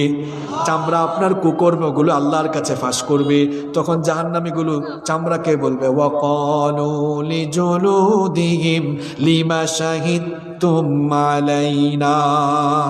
এই তোমার না এত যত্ন নিলাম, এত নেমু খারাপ হইলা কেমনে, তুমি আমার বিরুদ্ধে কেন কথা বলো? চামড়া বলবে তোমাকে কথা বলার শক্তি দিয়েছেন যিনি, আমার জবান শক্তিও আজ দান করেছেন তিনি। কান দিয়ে যে অশ্লীল গান শুনছো, এই কান এই চক্ষু সব বিরুদ্ধে দাঁড়িয়ে যাবে। সাবধান যুবক ভাইয়েরা, মেয়েদেরকে রাস্তাঘাটে ডিস্টার্ব করো না, চরিত্রকে পয়গম্বরদের মতো সাহাবীদের মতো পবিত্র করার চেষ্টা করো। সামর্থ্য থাকলে বিয়ে করে ফেলো, সামর্থ্য না থাকলে রোজা রেখে আল্লাহর কাছে তৌফিক কামনা করো। বিয়ের কথা বলা একজন ঠিক বলছে জোরে, আপনারা হাসিয়েন না, না এটা হাসার বিষয় না। আমার দেশের এই সোনার টুকরা ছেলেরা জেনা করতে চায় না, বিয়ে করতে চায় না। এই জন্য বাবাদেরকে বলতে চাই আপনাদের খুশি হওয়ার কথা, যে বিয়ের কথা বললাম তারা ঠিক বলছে, তার মানে এরা জেনা চায় না, বিয়ে চায়। বিয়ে জেনার রাস্তা বন্ধ করে দেয়, তাড়াতাড়ি বিয়ে দেয়। আর তোমরা বিয়া দিতে গেলে অকলটি তো অকর মজা বইছ, কোনো খাম খাজ করো না। খাম খাজর তোরা টিপস দিতাম নি, হ্যাঁ দেয়া ওইসে দিয়া আমরা মোনাজাত দিলাইব না, ই অকর্ম হয়েছুক তার লাগে। তুমি পড়ালেখা করো, আমি যখন নিজে ছাত্র আসলাম পড়াশোনা টাকা কারণে আমরা টুকটাক ইনকাম করছি, খালি চাকরি নেই। তুমি চাকরি করতে এখানে চাকরি লাভ আছে নি, মানুষের চাকরি দোনা নেই। হইরাম দেটে খাইব কিলা হওয়ার আগে মাত লইব নি। চাকরির লাগি যদি সব খালি চাকরি করার লাগি দেখুন, তাইলে চাকরি দিব খে। আপনি ক্লাস 9-10 ফোররা নিচর ক্লাসও টিউশনি করাইতে পারতা নাই, হ্যাঁ মাতুকা পারবানি? আহা আমরা তো পড়াইছি, তুমি স্টুডেন্ট ভালো হইলা, খালি আমি তো একটা টিপস দিতাম না, তোমার বিয়া করার রাস্তা দেখাই দেবেন একটু পাও। আমি তো কয়েকটা অপশন দিলাম, যারা ব্রেইন বালা টিউশনই করো, মাসে অন্তত টাউনও 5,000 টাকা ওর উপরে কামারে যায়, ঠিক না? নেই 5-12 কত 60। যারা ব্রেইন বালা এরা যদি খালি টিউশনিও করে আর কোনো কাম না করে, 9-10 2 বছর, ইন্টারমিডিয়েট 2 বছর 4 বছর, অনার্স 4 বছর, সাইন্সের 8 বছর, মাস্টার্স আরও 1 বছর 9 বছর, মাঝখানেও বলা থেরাবেলা করি আর 1 বছর 10 বছর, 10 × 60 কত হয়? 6 লাখ হয়ে গেছে না? 6 লক্ষ না? নেই পড়াশোনা মাস্টার্স শেষ করে আল্লাহ খোয়া লাগবো নি, আব্বা বিয়া করতাম, আর খোয়া লাগবো নি নিজের কেস বা কইরা কইবা আব্বা বিয়া করতাম, আব্বা কইবা আয়ো রে ফুত আমিও খরাইলেই তোমারে। ঠিক নি ও কর্ময়া বই রয়েছ এখন আও যারা ব্রেইন অত বেশি বাড়া নাই দুনিয়াতে এখন কতটা করার আছে এ ভাই তুমি ড্রাইভারই শিখো না কেন এখন উবারে গাড়ি চালান যায় না নি তোমার স্কুল কলেজের টাইম ছাড়া 2-3 ঘন্টা একটু গাড়ি চালাও না কেন শোরুম টোরুম এটা সেলসম্যান নেয় না তুমি পার্ট টাইম জব করো পার্ট টাইম জব আর আপনারা হুড়তা হুড়তা বানাইছেন না না আমার ফোনে কোনো কাম করবার লাগিতাম না ফার্মার মুরুখ বানাই দেয় বলে হেসালই গো কর্ম হয় না ফরার সময় পরে আপনারা দেখবা আপনারা এলাকার তো অনেক মানুষ লন্ডন আমেরিকার থাকে তারা ফরার সময় পরে পার্ট টাইম কাজও করে এবলাও আরো দিলাম ইনকামর দান্দা ই ফেসবুকে আস্তা দিন স্ক্রলিং করো মানুষে এখন অনলাইনও বিজনেস করেন অনলাইন বিজনেস আছে না নেই আমর সিজনে রাজশাহী থেকে আমাই না আম বেছো না কানে এখন দেখলাম ভার্চুয়াল রেস্টুরেন্ট অভাব নাই ভার্চুয়াল রেস্টুরেন্ট খুলছে গরো খানি বানাইয়া মানুষরে করে করে সার্ভিস আরম্ভ করছে দুনিয়া থরার কত মাকা আর ইরো থাকো কমলগঞ্জ খেত খামার করিয়া তুমি সবজি অনলাইনে ফাটাও না কানে কুরিয়ার সার্ভিস কিন্তু আইরা চলেন না নি অনলাইনে মাছের ব্যবসা চলে আমি নিজে বাজারও গিয়া মাছ কিনি না অনলাইনে কিনি নাই সবজিও কিনি না টাকা ইনকামের বহুত দান্দা আসেনি আবার দেখিও পড়াশোনা বাদ দিলাইও না মোবাইল ভাইলে তো বাপরে বাবা 5 দিন খালি ফেসবুক স্ক্রলিং সারাদিন ফেসবুকে খালি ফটো দেওয়া আর লাইক দেওয়া আবার হিসাবও করে দেখি যায় না কয়টা হয়েছে লাইক কয়টা লাভ আর একটা কিতা আইছে নয়া কেয়ার নিনাম টিকটক তো আছে এটা তো ফুরি নিতার লাগে ফাঁস 9-10 ফুরিনতে 6-7 ফুরিনতে যে টিকটক বানাইরা ঠিক যে কইরা ইতারা তো মোবাইল খেয়ে দিছে আপনারা দিছেন এখানে ওয়াজও গেছি এক আব্বাই কইরা হুজুর দোয়া করবা আমার ফুরি 8 ক্লাস 8 A+ পাইছেন আইফোন দিছে আমি কইছি ভালো করছেন কদিন বাদে আপনারে জামাই গিফট করবো না যাই হোক আমরা শেষের দিকে যাই সম্মানিত ভাইয়েরা এই জবানটা হেফাজত করেন আর জবানটা না পাক করেন না চক্ষুটা হেফাজত করেন এই চক্ষু দিয়ে আল্লাহর কালাম খুলে আল্লাহর কালাম দেখেন চোখের নূর বাড়িয়ে দিবেন কি যুবক তোমরা সেরা ছবি ইলাকানে বিসি উঠতে উঠতে গালুল হামাইতে হামাইতে অলয় গেছ আস্তা রাইট ফেসবুকে দেখে থাকতে থাকতে তার মোবাইল মুখের উপরে পরে উঙ্গাইতে উঙ্গাইতে জিমাইতে জিমাইতে কিতা ঠিক কইছে নি চরিত্র ঠিক করো রাতের বেলা হ্যাঁ কিতা রাতের বেলা তাড়াতাড়ি ঘুমাতে যাও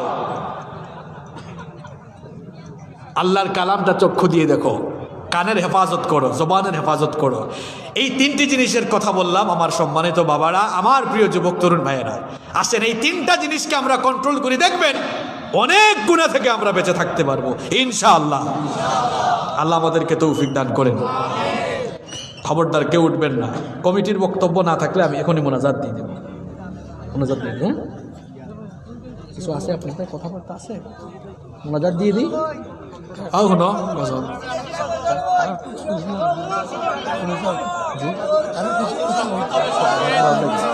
কিছু যুবক সিদ্ধান্ত নিয়েছে আজকে ফজরের নামাজ এতদিন পড়ে নাই কিন্তু আজকে থেকে পড়বে না ইনশাআল্লাহ আর ওয়াজ হইলে বেশি আওয়াজ হইতে হইতে ফজরের নামাজ যাইব কি ঠিক না এত সঙ্গীত কি অতটা উনাইলাম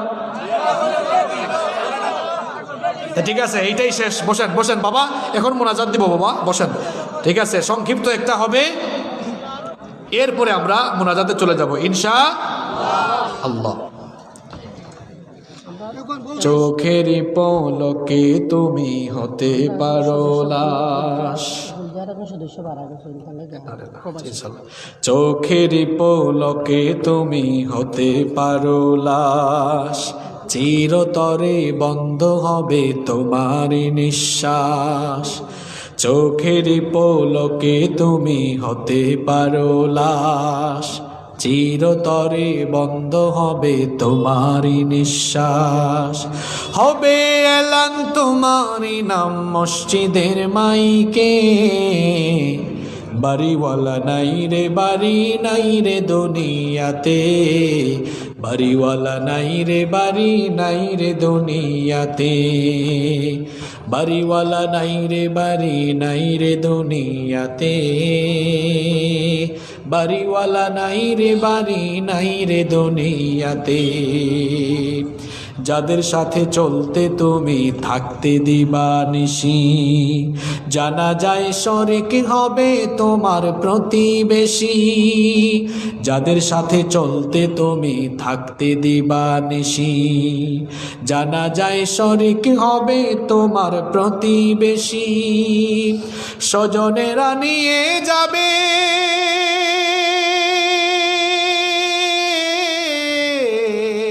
স্বজনেরা নিয়ে যাবে তোমাকে পালকিতে, বাড়িওয়ালা নাই রে বাড়ি নাই রে দুনিয়াতে, বাড়িওয়ালা নাই রে বাড়ি নাই রে দুনিয়াতে, বাড়িওয়ালা নাই রে বাড়ি নাই রে দুনিয়াতে, বাড়িওয়ালা নাই রে বাড়ি নাই রে দুনিয়াতে।